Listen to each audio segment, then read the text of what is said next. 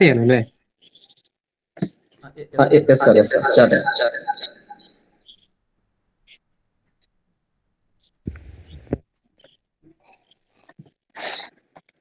Assalamu alaikum warahmatullah.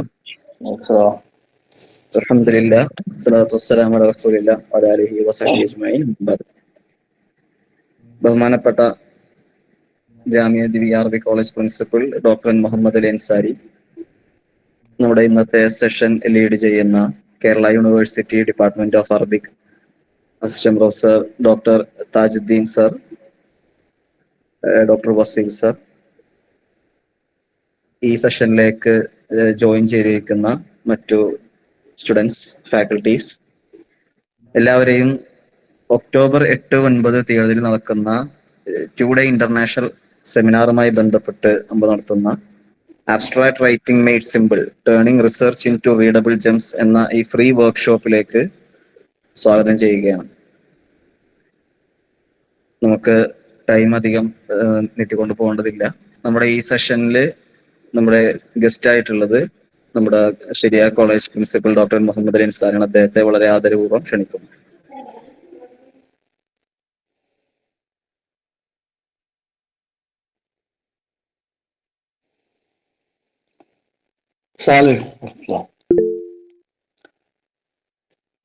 ഈ കോൺഫറൻസിന്റെ നമ്മുടെ ജാമിയ നദവിയ ഒക്ടോബറിൽ 8-9 തീയതികളിൽ നടക്കുന്ന കോൺഫറൻസുമായി ബന്ധപ്പെട്ടിട്ടുള്ള ഈ കോൺഫറൻസാണ് നമ്മൾ ഇപ്പോൾ ഇവിടെ ചെയ്യുന്നത്. ഇത് നമ്മുടെ പ്രധാന വിഷയം ഈ കോൺഫറൻസുമായി ബന്ധപ്പെട്ടുള്ള പേപ്പർ പ്രസന്റേഷന് നമ്മൾ അബ്സ്ട്രാക്റ്റ് എങ്ങനെ ആകർഷണീയമായി തയ്യാറാക്കാം എന്നതുമായി ബന്ധപ്പെട്ടുള്ള ഡിസ്കഷനാണ്. അപ്പോൾ നമുക്ക് പെട്ടെന്ന് ഈ പ്രോഗ്രാം അവസാനിപ്പിക്കും വേണം, എന്നാൽ സമയം കളയാതെ ചെയ്യാന്നുള്ള ആൾക്കാണ്.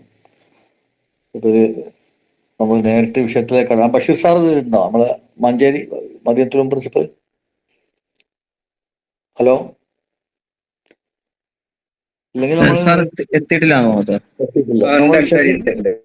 ഉണ്ടല്ലേ? എന്നാലും ബഷീർ സാറിന്റെ, നമ്മുടെ മദീനത്തുൽ പ്രിൻസിപ്പൽ ഡോക്ടർ ബഷീർ സാറുണ്ട്. അദ്ദേഹത്തിന്റെ ഒരു ആശംസയോട് കൂടി നമുക്ക് പ്രസന്റേഷനിലേക്ക് കടക്കാം. ആശംസകൾ നമുക്ക് സംസാരിക്കുന്നതിന് വേണ്ടി ബഷീർ സാഹിബ് സാദരം ക്ഷണിക്കുന്നു. അസ്സലാമു അലൈക്കും വറഹ്മത്തുള്ളാഹി. കേൾക്കണ്ടല്ലോ അല്ലേ? ഓ, കേൾക്കാം.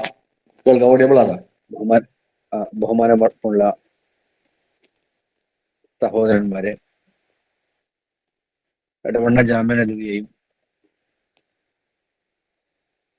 ഉളിക്കൽ മദീനത്തുൽ അറബി കോളേജും ഒക്കെ സഹകരിച്ചുകൊണ്ട് നടത്തുന്ന ഈ മഹത്തായ പരിപാടിക്ക് എല്ലാവിധ ആശംസകളും അറിയിക്കുകയാണ്. എടവണ്ണ ജാമിയ നദവിയ വളരെ ശക്തമായി അക്കാദമിക രംഗത്ത് മുന്നോട്ട് കുതിക്കുന്ന ഒരു കാലഘട്ടമാണ്. ജാമിയ നദവിയ മാത്രമല്ല, നമ്മുടെ എല്ലാ സ്ഥാപനങ്ങളും തന്നെ കാലോചിതമായ പ്രവർത്തനങ്ങളുമായി മുന്നേറുന്ന മനോഹരമായ ഒരു കാഴ്ചയാണുള്ളത്. ഈ സന്ദർഭത്തിൽ ഇത്തരം പരിപാടികളെ മുക്തകണ്ഠം പ്രശംസിക്കാൻ ഞാൻ ഈ അവസരം ഉപയോഗപ്പെടുത്തുകയാണ്. നീട്ടി കൊണ്ടുപോകാൻ ആഗ്രഹിക്കുന്നില്ല. നമ്മുടെ അതിഥിയുടെ പ്രിയപ്പെട്ട സുഹൃത്ത് ഡോക്ടർ താജുദ്ദീൻ സാറിന്റെ സംസാരത്തിന് വേണ്ടിയാണ് നമ്മൾ കാത്തിരിക്കുന്നത്. മദീനത്തുൽ എല്ലാ പ്രാർത്ഥനകളും ആശംസകളും അറിയിക്കുകയാണ്. ഒരു നന്മയായി അള്ളാഹു സ്വീകരിക്കുമാറാവട്ടെ. നമ്മുടെ മക്കളെ, പുതു തലമുറയെ കാലഘട്ടത്തിന്റെ ആവശ്യങ്ങൾ പരിചയപ്പെടുത്തി അവരുടെ ഉന്നതങ്ങളിലേക്ക് എത്തിക്കാൻ അള്ളാഹു നമ്മെ കാരണക്കാരാക്കുമാറാവട്ടെ. അസ്സലാമു അലൈക്കും വറഹ്മത്തുള്ളാഹി.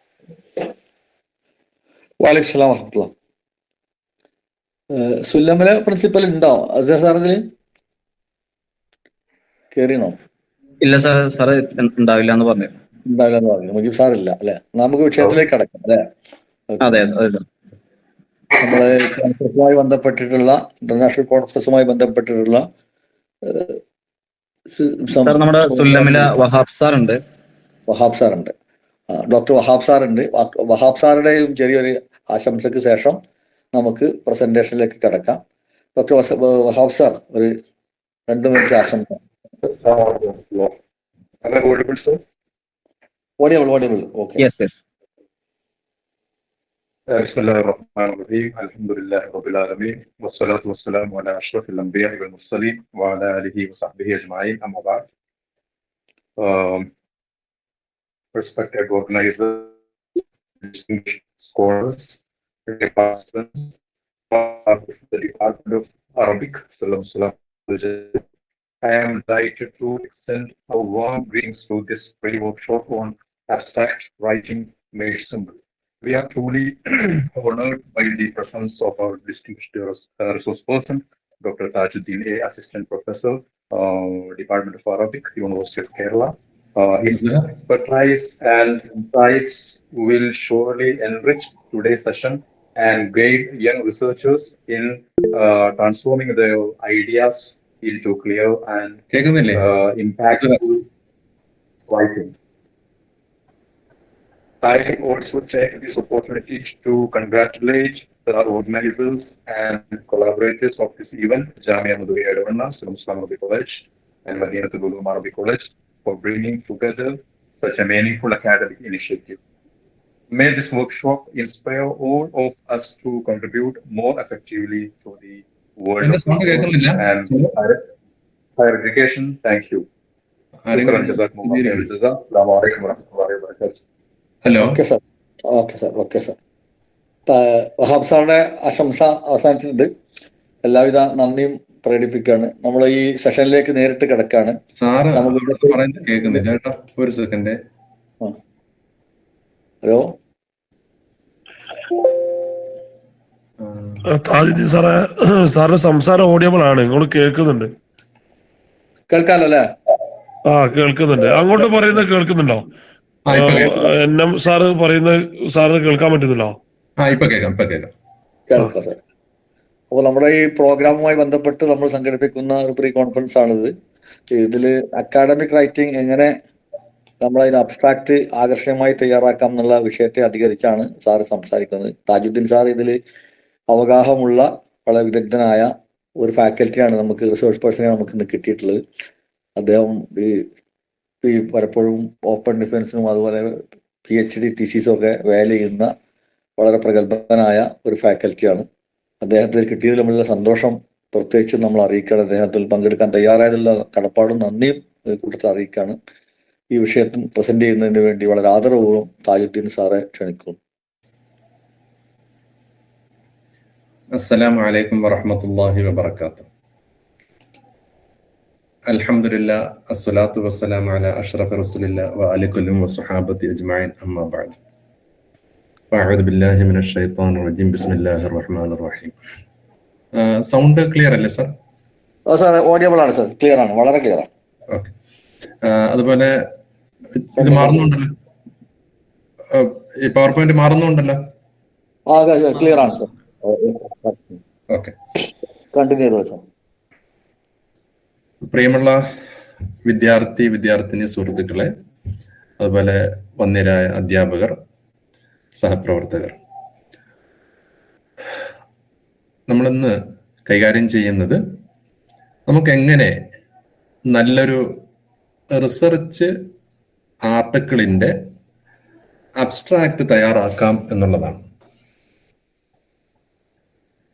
അപ്പോൾ സാധാരണഗതിയിൽ അബ്സ്ട്രാക്ട് കുട്ടികളങ്ങ് തയ്യാറാക്കി, അല്ലെങ്കിൽ പേപ്പർ പ്രസന്റേഷന് വരുന്ന ആളുകൾ തയ്യാറാക്കി അയക്കുന്നു.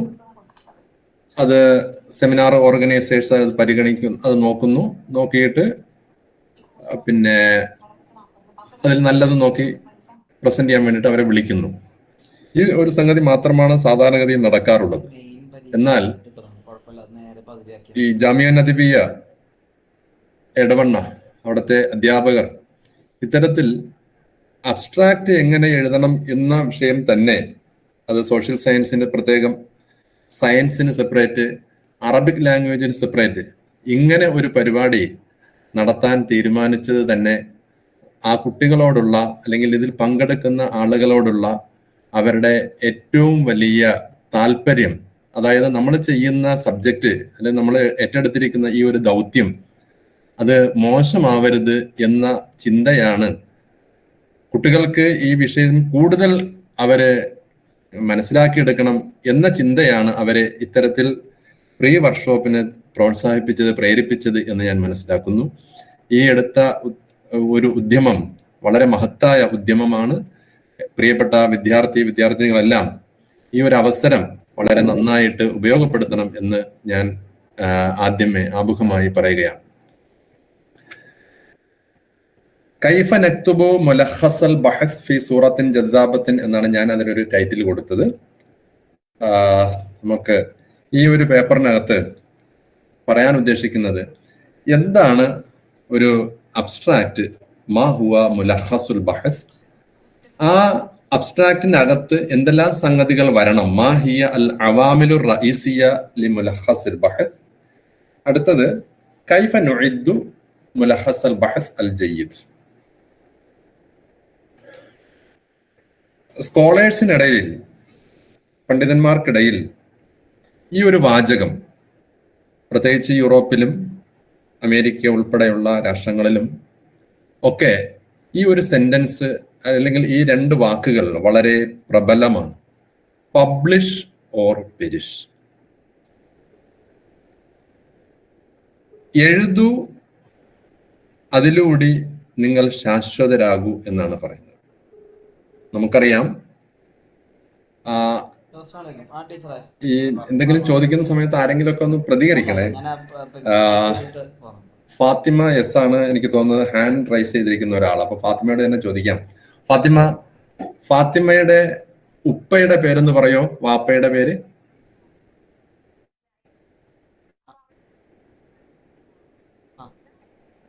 ഫാത്തിമ ഹാൻഡ് റൈസ് ചെയ്ത് വെച്ചിട്ട് അങ്ങ് പോയതാണെന്ന് തോന്നുന്നു. മൊഹസിൻ, ഡോക്ടർ മൊഹസിൻ.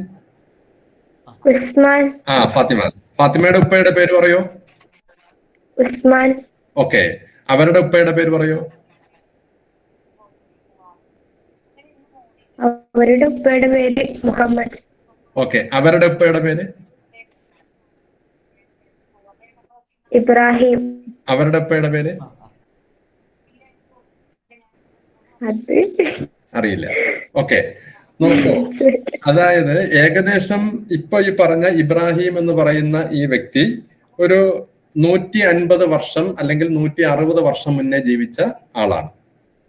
അതിന് മുന്നോട്ടുള്ള ആളിന്റെ പേര് നമുക്കറിയില്ല. പക്ഷേ 100 കണക്കിന് വർഷങ്ങൾക്ക് മുമ്പേ ജീവിച്ച ഇമാം ഷാഫിഈ, ഇമാം നബവി, ഇമാം ഗസാലി, അങ്ങനെയുള്ള ഒരുപാട് സ്കോളേഴ്സിന്റെ പേര് നമ്മൾ ഇന്നും പറയുന്നു. എന്തുകൊണ്ടാണ്? അവരൊക്കെ എഴുതി എന്നതാണ് അതിന്റെ കാരണം. അപ്പൊ നമ്മള് ആരെങ്കിലും നമ്മുടെ പേര് ഈ ലോകത്ത് ശാശ്വതമായി നിലനിർത്താൻ, ശാശ്വതമായി എന്നതുകൊണ്ട് ഉദ്ദേശിക്കുന്നത് അങ്ങനെ പിന്നെ അള്ളാഹുവിന്റെ ആ ശാശ്വതം എന്നുള്ള അർത്ഥത്തിലല്ല, എന്നാലും നമ്മുടെ പേര് ഈ ലോകത്ത് നിലനിർത്താൻ നമ്മൾ ആഗ്രഹിക്കുകയാണെങ്കിൽ നമ്മൾ ചെയ്യേണ്ടത് എഴുതുക എന്നുള്ളതാണ് നമ്മുടെ മുന്നിലുള്ള ഏറ്റവും പ്രധാനപ്പെട്ട കാര്യം.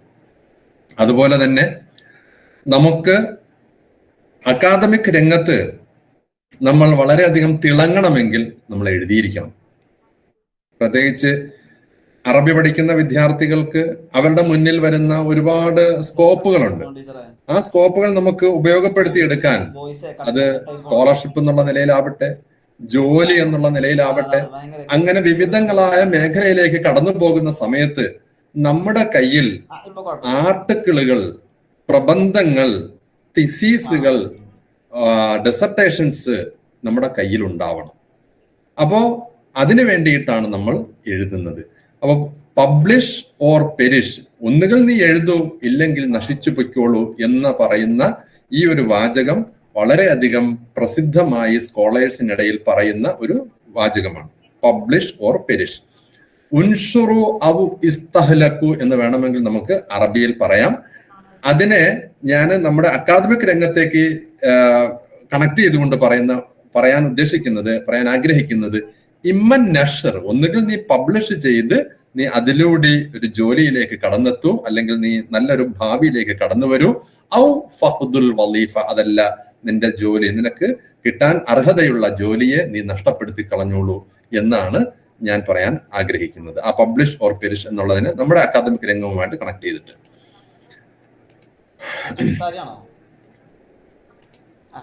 എന്താണ് എഴുത്തും ഇപ്പൊ നമ്മൾ ഇവിടെ കേൾക്കുന്നത് ഒരു ക്ലാസ് ആണ്.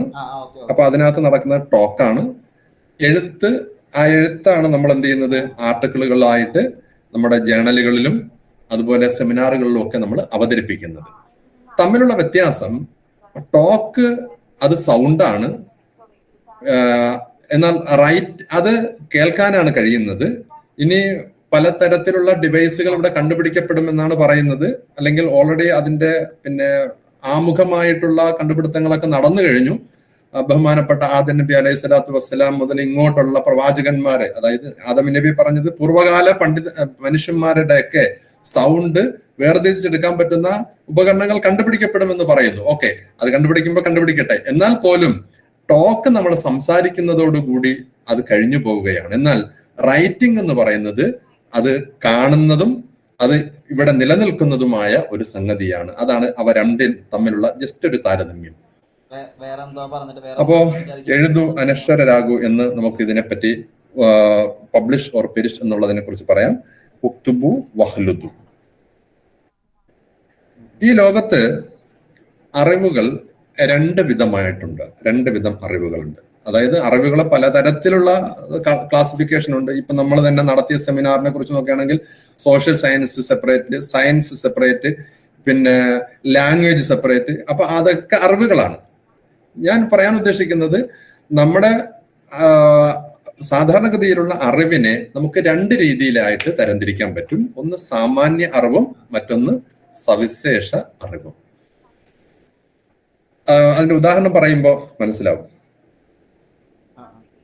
ഇവിടെ സാമാന്യ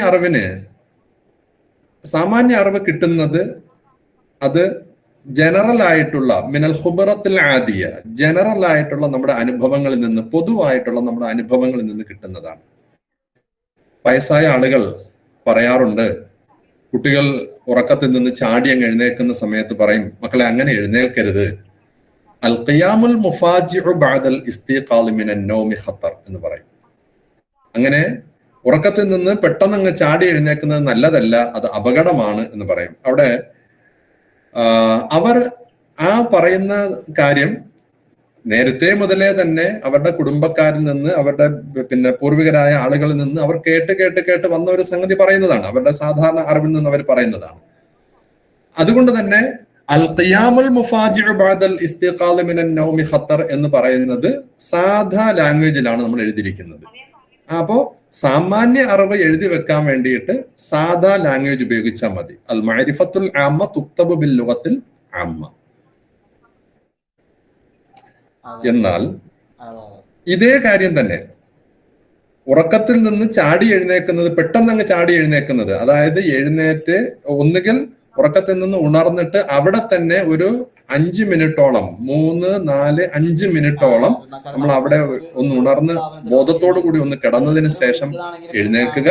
അതല്ല എങ്കിൽ എഴുന്നേറ്റ് അവിടെ ഇരുന്നതിന് ശേഷം, നമുക്കറിയാം വാരിതായ ഒരുപാട് ദിക്റുകളും ഒക്കെ ഉണ്ട്, ആ ദിക്റൊക്കെ അവിടെ ഇരുന്ന് ചൊല്ലാൻ വേണ്ടിയിട്ട് ഒരു 3-4 മിനിറ്റ് എടുക്കും. അങ്ങനെ മിനിറ്റുകൾ എടുത്ത് അവിടെ ഇരുന്ന് ചൊല്ലിയിട്ട് എഴുന്നേൽക്കുമ്പോ അതാണ് നല്ലത്. അതല്ലാതെ പെട്ടെന്ന് അങ്ങ് എഴുന്നേറ്റ് ഓടി ആ കിടക്കിൽ നിന്ന് എഴുന്നേറ്റ് പോവലല്ല നല്ലത് എന്ന് പറയുന്ന ആ കാര്യത്തെ സവിശേഷ അറിവായിട്ട് നമുക്ക് കണക്കാക്കാൻ പറ്റും. ആ സവിശേഷ അറിവായിട്ട് അതിനെ കണക്കാക്കുന്ന ഒരേ കാര്യത്തെ തന്നെ സാമാന്യ അറിവായിട്ടും സവിശേഷ അറിവായിട്ടും നമ്മൾ തിരിക്കാൻ പോവാണ്. ആ സവിശേഷ അറിവ് കിട്ടുന്നത് സവിശേഷ ഖുബറത്തിൽ നിന്നാണ്, നമ്മുടെ അനുഭവങ്ങളിൽ നിന്നാണ്. അത് ഇപ്പൊ ഈ ഒരു സെന്റൻസ്, അൽ ഖിയാമുൽ മുഫാജിഉ ബഅദൽ ഇസ്തിഖാൽ മിനൻ നൗമി ഖത്തർ വഅശാറത് നതായിജു ദിറാസ ഇലാ അന്ന ലർബാത്തിൽ ഖൽബ് അസ്നാഅ മർഹലത്തിൻ നൗമിൽ അമീഖ് തകൂനു മുൻതളിമ വഅളലാത്തുൽ ജിസ്മി ഫി ഹാലത്തിൻ മിൻ ഇർതിഖാൽ ലذلك فإن الاستيقاظ أثناء النوم العميق من شأنه أن يؤثر على إيقاع ضربات القلب ويؤدي إلى سرعة التنفس. نتيجة لذلك الأطباء يوصون بالاستقرار في الفراش لبضع دقائق بعد الاستيقاظ حتى الشعور بانظلام في التنفس. നമ്മൾ ഉറക്കത്തിൽ കിടക്കുന്ന സമയത്ത് നമ്മുടെ നാഡി ഞരമ്പുകളും അതുപോലെ തനഫസും ഒക്കെ വളരെ ശാന്തമായ ഒരു അവസ്ഥയിലായിരിക്കും ഉണ്ടാകുന്നത്. പെട്ടെന്ന് അതിനെ ദ്രുതഗതിയിലുള്ള വർക്ക് അതിനെ കൊണ്ട് ചെയ്യിപ്പിച്ചു കഴിഞ്ഞാൽ അത് നമ്മുടെ തനഫുസിന് കേടുവരുത്താൻ സാധ്യതയുണ്ട്.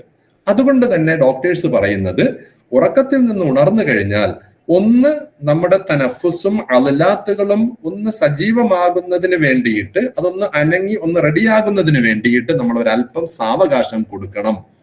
നോക്കൂ, ഇവിടെ ഡോക്ടേഴ്സ് അല്ലെങ്കിൽ സയന്റിസ്റ്റുകള് ഈ ഒരു സംഗതി പറയുന്നത് അവർക്ക് കിട്ടിയിരിക്കുന്ന സവിശേഷ അറിവിൽ നിന്നാണ് കിട്ടിയിരിക്കുന്നത്. നേരത്തെ നമ്മുടെ ഉമ്മുമ്മ അല്ലെങ്കിൽ ഉപ്പുപ്പ നമ്മളോട് ഉറക്കത്തിൽ നിന്ന് ചാടി എഴുന്നേറ്റ് പോവരുത് എന്ന് പറഞ്ഞത് അവരുടെ പൂർവികരായ ആളുകളിൽ നിന്ന് കിട്ടിയ ജസ്റ്റ് ഒരു അറിവ് മാത്രം വെച്ചിട്ടാണ് പറഞ്ഞത്. അപ്പോ അവർക്ക് കിട്ടിയിരിക്കുന്നത് സാമാന്യ അറിവാണ്. എന്നാൽ നമ്മുടെ മുന്നിലുള്ളത് അല്ലെങ്കിൽ നമുക്ക് ഡോക്ടേഴ്സ് വിവരിച്ചു തരുന്നത്, സയന്റിസ്റ്റ് വിവരിച്ചു തരുന്നത് അത് സവിശേഷ അറിവാണ്.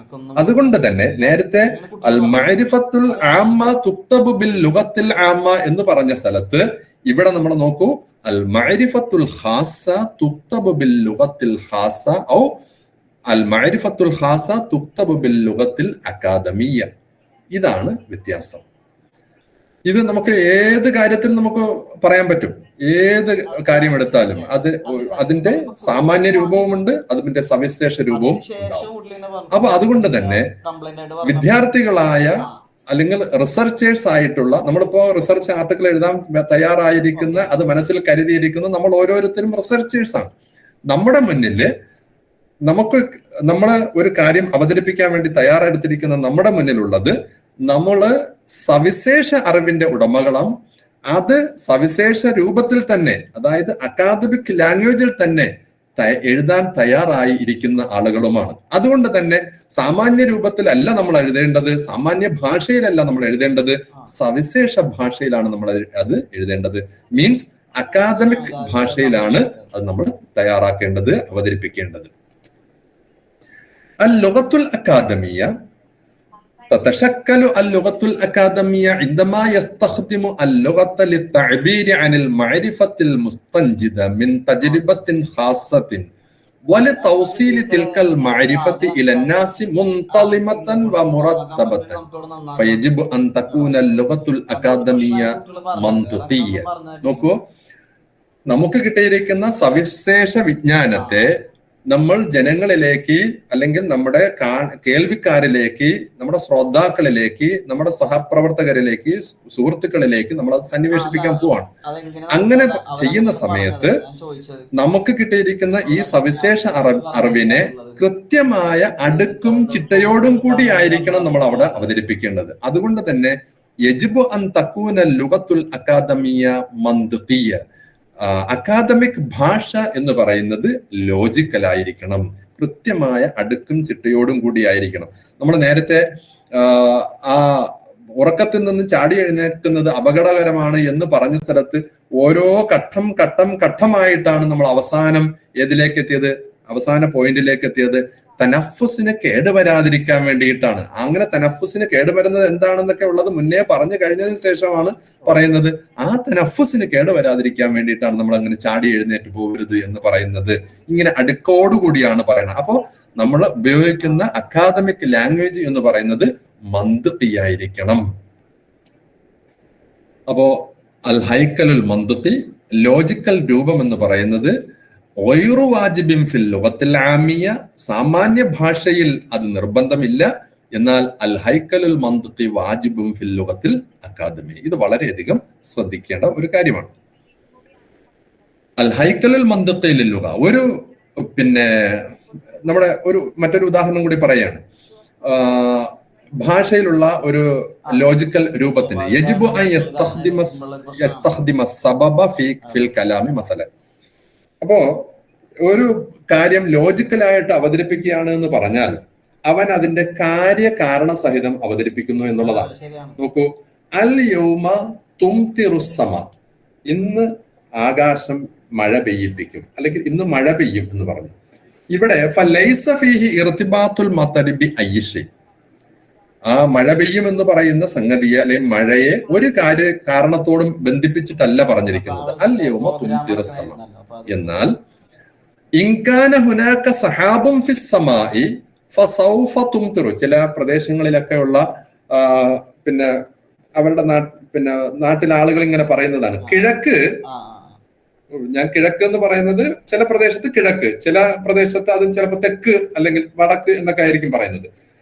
തെക്ക് കാർമേഘമുണ്ടെങ്കിൽ തീർച്ചയായിട്ടും ഇന്ന് മഴ പെയ്യും എന്ന് ആളുകൾ പറയുന്ന സ്ഥലത്ത് ആ കാർമേഘമുണ്ടെങ്കിൽ എന്ന് പറയുന്ന ആ കാരണത്തെ ഇവിടെ എന്ത് ചെയ്യാണ്, സൗഫ തുംതിറു എന്ന് പറയുന്ന കാര്യമായിട്ട് ബന്ധിപ്പിക്കണം. അല്ലെങ്കിൽ സൗഫ തുംതിറു എന്ന് പറയുന്ന കാര്യത്തെ ഈ സഹാബുമായിട്ട് ബന്ധിപ്പിക്കുകയാണ്. അങ്ങനെ ബന്ധിപ്പിക്കേണ്ടത് പിന്നെ ലോജിക്കൽ രൂപത്തിന്റെ പ്രത്യേകതയാണ്.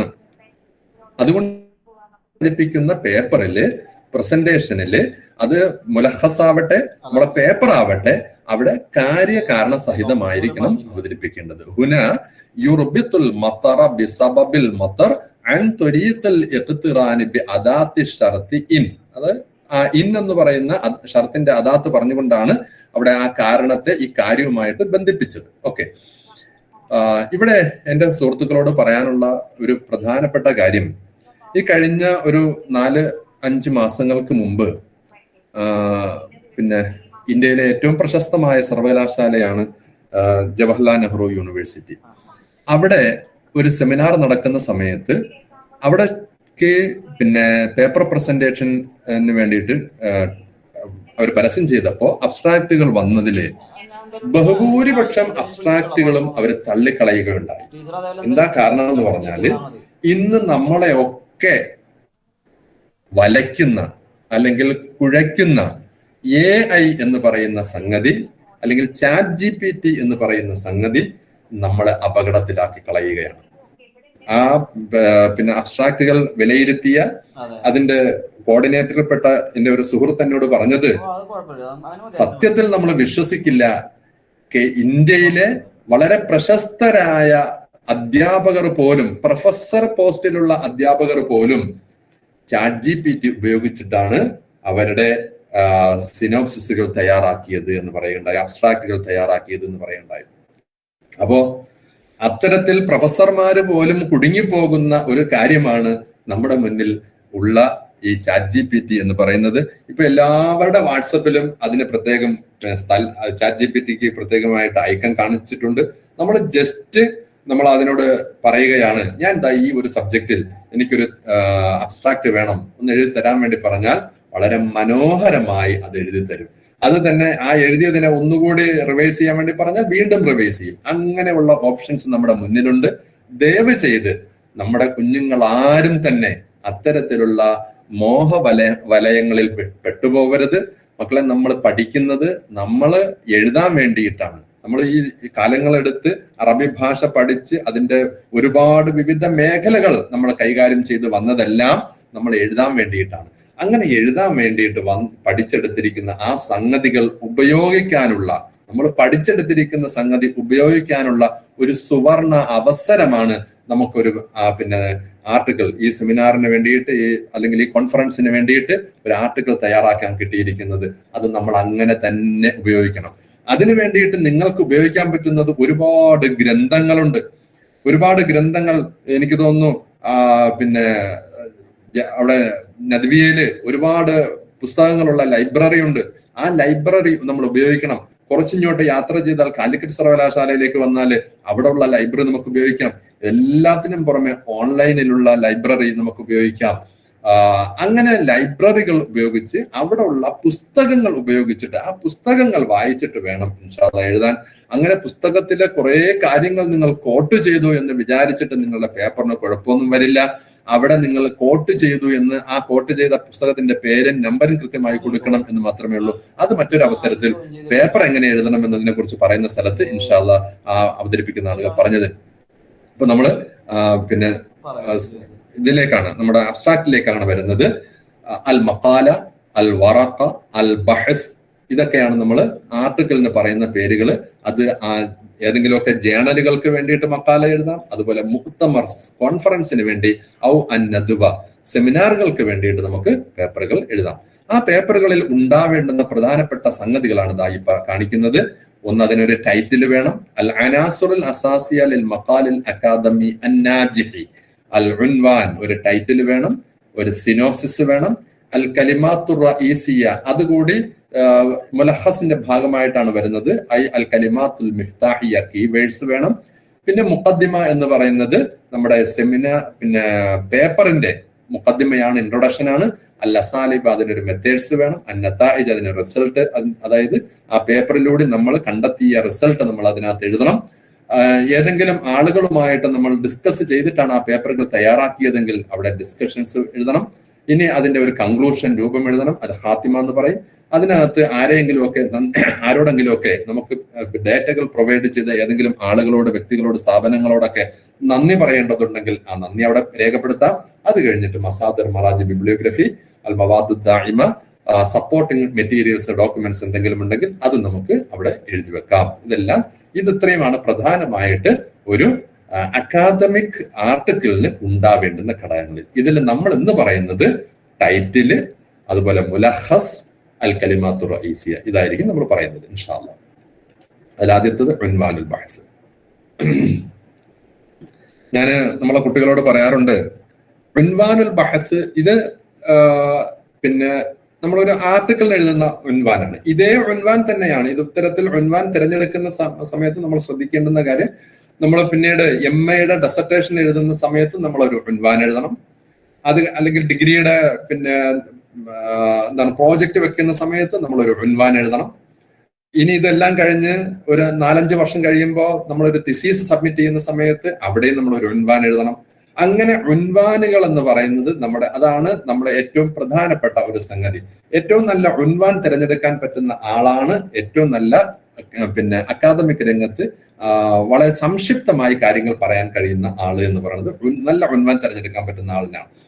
അതുകൊണ്ട് തന്നെ ഇപ്പൊ പ്രോജക്റ്റിന് ചെയ്യുന്ന ഉൻവാൻ, MA-യുടെ ഡെസർട്ടേഷന് ചെയ്യുന്ന ഉൻവാൻ, PhD-ക്ക് ചെയ്യുന്ന ഉൻവാൻ, ഈ ഉൻവാനുകൾ നമ്മുടെ മനസ്സിലിരിക്കുകയും വേണം. ഏതുപോലെ ഇപ്പൊ ഡെസർട്ടേഷൻ എന്ന് പറയുന്നത് നമ്മുടെ കുഞ്ഞാണ്.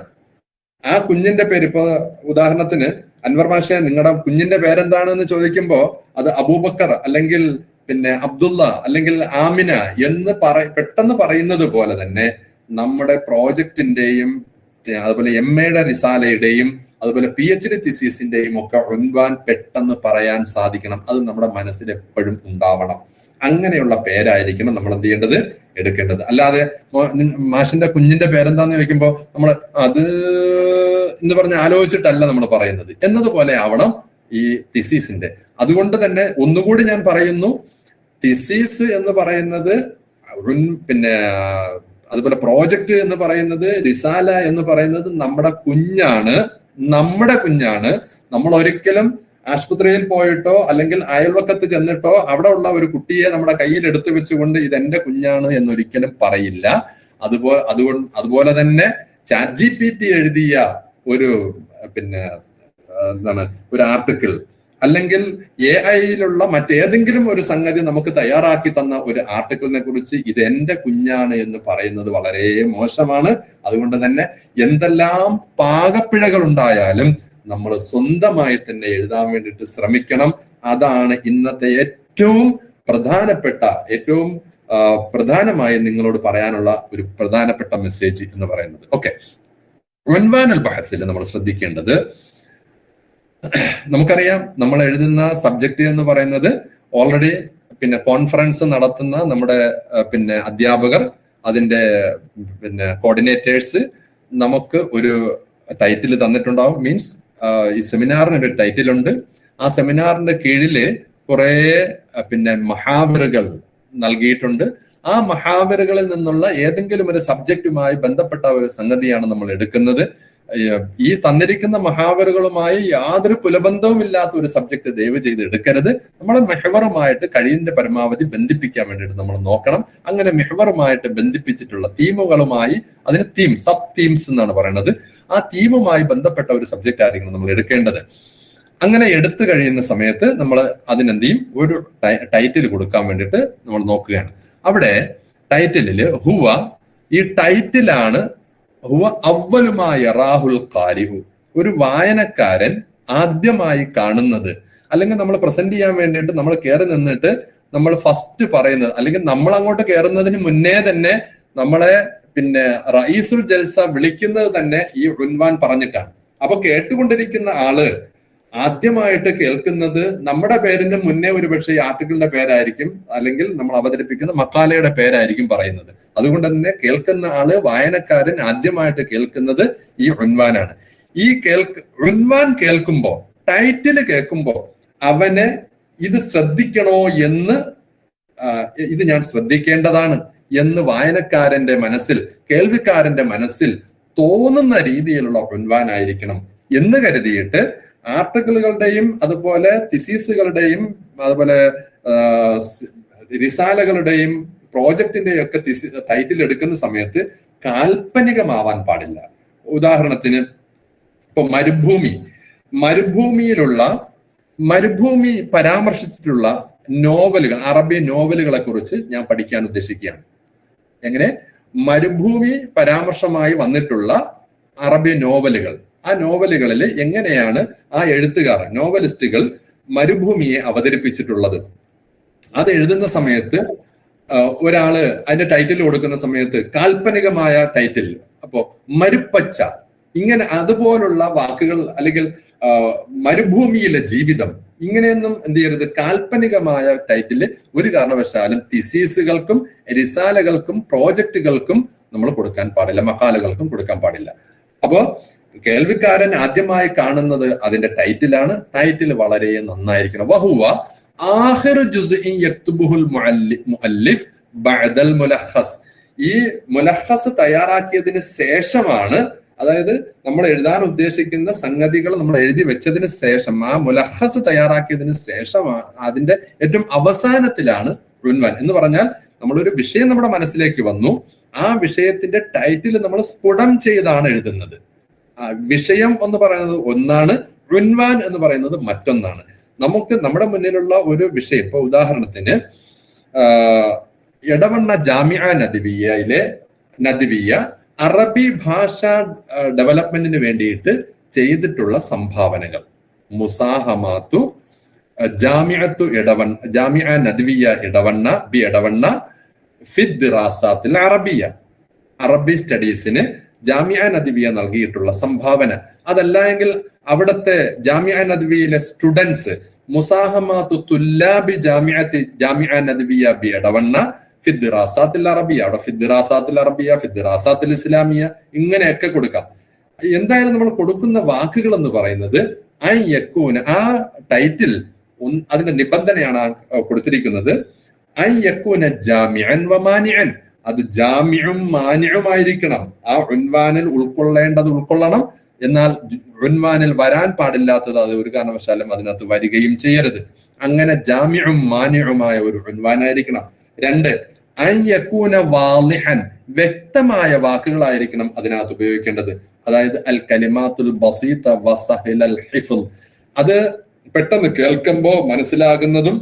ഇനി ഒരാളുടെ തിസീസ് പിന്നെ ടൈറ്റിൽ നോക്കുന്ന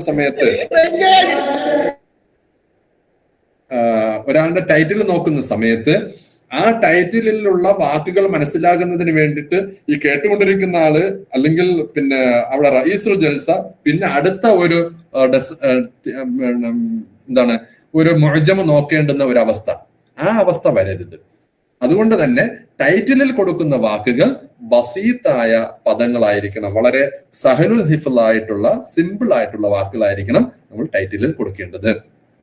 ഞാൻ തമാശ രൂപത്തിൽ പറയാറുണ്ട്, പിന്നെ നമ്മുടെ ശശി തരൂറിന്റെ ഇംഗ്ലീഷ് വാക്കുകൾ പോലുള്ള വാക്കുകൾ എവിടെ കൊടുക്കാതിരിക്കുക, ഉൻവാനുൽ ബഹസിൽ കൊടുക്കാതിരിക്കുക, ടൈറ്റിലിൽ കൊടുക്കാതിരിക്കുക.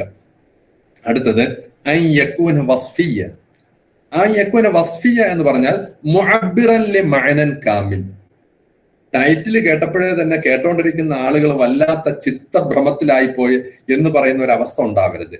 അവർക്ക് ആ ടൈറ്റിലിൽ നിന്ന് കാര്യം മനസ്സിലാവണം. നമ്മുടെ ഈ പ്രസന്റ് ചെയ്യാൻ വന്നിരിക്കുന്ന ആള് അവതരിപ്പിക്കുന്ന വിഷയം ഇന്നതാണ് എന്ന് അവർക്ക് കിട്ടണം, എന്ന് മനസ്സിലാക്കണം. അതുകൊണ്ട് തന്നെ ഒരു മീനിങ് ഫുൾ ആയിട്ടുള്ള ഒരു ടൈറ്റിൽ ആയിരിക്കണം നമ്മൾ അവതരിപ്പിക്കേണ്ടത്, ആ ടൈറ്റിലായിട്ട് നമ്മൾ കൊടുക്കേണ്ടത്. ഐ യകൂന വസ്ഫിയ മുഅബ്ബിറൻ ലി മഅനൻ കാമിൽ.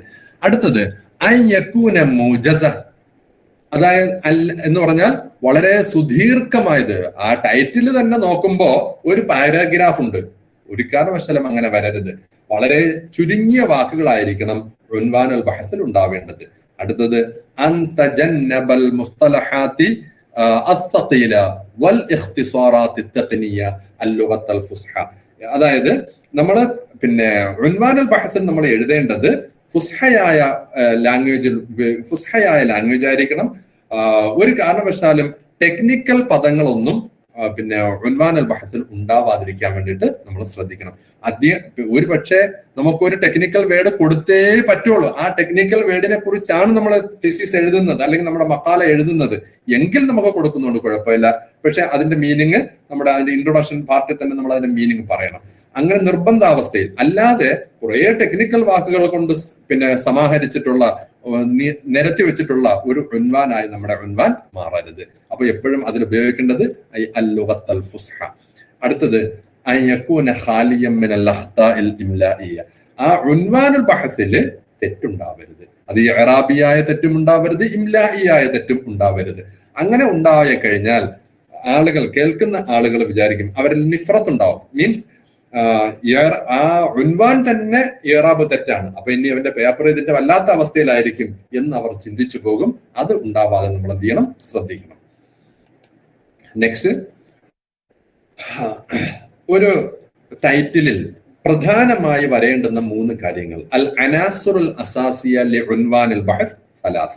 പ്രധാനമായിട്ടും 3 കാര്യങ്ങൾ ഉണ്ടാകണം. ഒന്ന് അൽ മഫ്ഹൂമു ദഖീഖ്, മറ്റൊന്ന് മജാലു ദിറാസ, അടുത്തത് അൽ ഇത്താറുൻ നദരി. അൽ മഫ്ഹൂമു ദഖീഖ് എന്ന് പറഞ്ഞാൽ സൂക്ഷ്മതലം, മജാലു ദിറാസ പഠന മേഖല, മറ്റൊന്ന് അൽ ഇത്താറുൻ നദരി എന്ന് പറയുന്നത് നമ്മൾ ഏത് സിദ്ധാന്തം അനുസരിച്ചാണ് നമ്മൾ പഠിക്കുന്നത് ആ സൈദ്ധാന്തിക വശമാണ് അൽ ഇത്താറുൻ നദരി. ഞാൻ ഒരു ഉദാഹരണം ഇവിടെ കൊടുത്തിരിക്കുന്നു, നോക്കൂ. അൽ ഖലായൽ ഇജ്തിമാഇയ ഫി അഅമാലി അഹ്മദ് ഷൗഖി ദിറാസ തഹ്ലീലിയ. അഹ്മദ് ഷൗഖിയുടെ കൃതികളിൽ, ഇതിപ്പോ PhDക്കും മറ്റുമൊക്കെ എടുക്കാൻ പറ്റുന്ന ഒരു സബ്ജക്റ്റ് ആണ്. ഇതിൽ നിന്ന് നമ്മളിപ്പോ നമ്മുടെ ഇതിലേക്ക് ആർട്ടിക്കിളുകളിലേക്ക് വരുന്ന സമയത്ത് അഹ്മദ് ഷൗഖിയുടെ ഏതെങ്കിലും ഒരു കവിത പറയുന്നു. ആ കവിതയിൽ പരാമർശിച്ചിട്ടുള്ള അൽ ഖലായ അൽ ഇജ്തിമായി, എനിക്കൊന്ന് ബുർദ എന്ന് പറയുന്ന ഒരു കവിതയുണ്ടെന്നാണ് തോന്നുന്നത് അഹ്മദ് ഷൗഖിക്ക്. അപ്പൊ അതിനകത്ത് പറയുന്ന ഖലായ ഇജ്തിമാഇയ നോക്കൂ. ഇവിടെ ഓരോന്നിനെ ഞാൻ സെപ്പറേറ്റ് കാണിച്ചിട്ടുണ്ട്. അതായത് നമ്മൾ ഉൻവാനിൽ വരേണ്ടുന്ന 3 സംഗതികൾ എന്ന് പറയുന്നത് അൽ മഫ്ഹൂമു ദഖീഖ്, മജാലു ദിറാസ, അൽ ഇത്താറുൻ നദരി. അതില് ഈ പറഞ്ഞ ടൈറ്റിലിൽ വന്നിരിക്കുന്ന സൂക്ഷ്മതലം എന്ന് പറയുന്നത്, അതായത് അഹ്മദ് ഷൗഖിയുടെ കൃതികളാണ് നമ്മൾ പഠന വിഷയമായിട്ട് എടുത്തിരിക്കുന്നത്. ഇവിടെ അഹ്മദ് ഷൗഖിയുടെ ബുർദ എന്ന് പറയുന്ന കവിതയാണ് എടുക്കുന്നതെങ്കിൽ അതാണ് നമ്മുടെ പഠന മേഖല. ഇനി അതിനകത്ത് നിന്ന് നമ്മൾ പഠിക്കുന്നത് എന്താ? അൽ ഖലായൽ ഇജ്തിമാഇയാണ്, സാമൂഹിക ഇഷ്യൂസ് ആണ്, സോഷ്യൽ ഇഷ്യൂസ് ആണ് നമ്മൾ എടുക്കുന്നത്. ഇനി കുടുംബം, ഒരു ഉദാഹരണത്തിന് അൽ ഖലായൽ ഉസരിയ ഇങ്ങനെ എടുക്കാം, അൽ ഖലായ അസിയാസിയ, ഇങ്ങനെ നമുക്ക് വിവിധങ്ങളായിട്ടുള്ള ടൈറ്റിലുകൾ എടുക്കാൻ സാധിക്കും.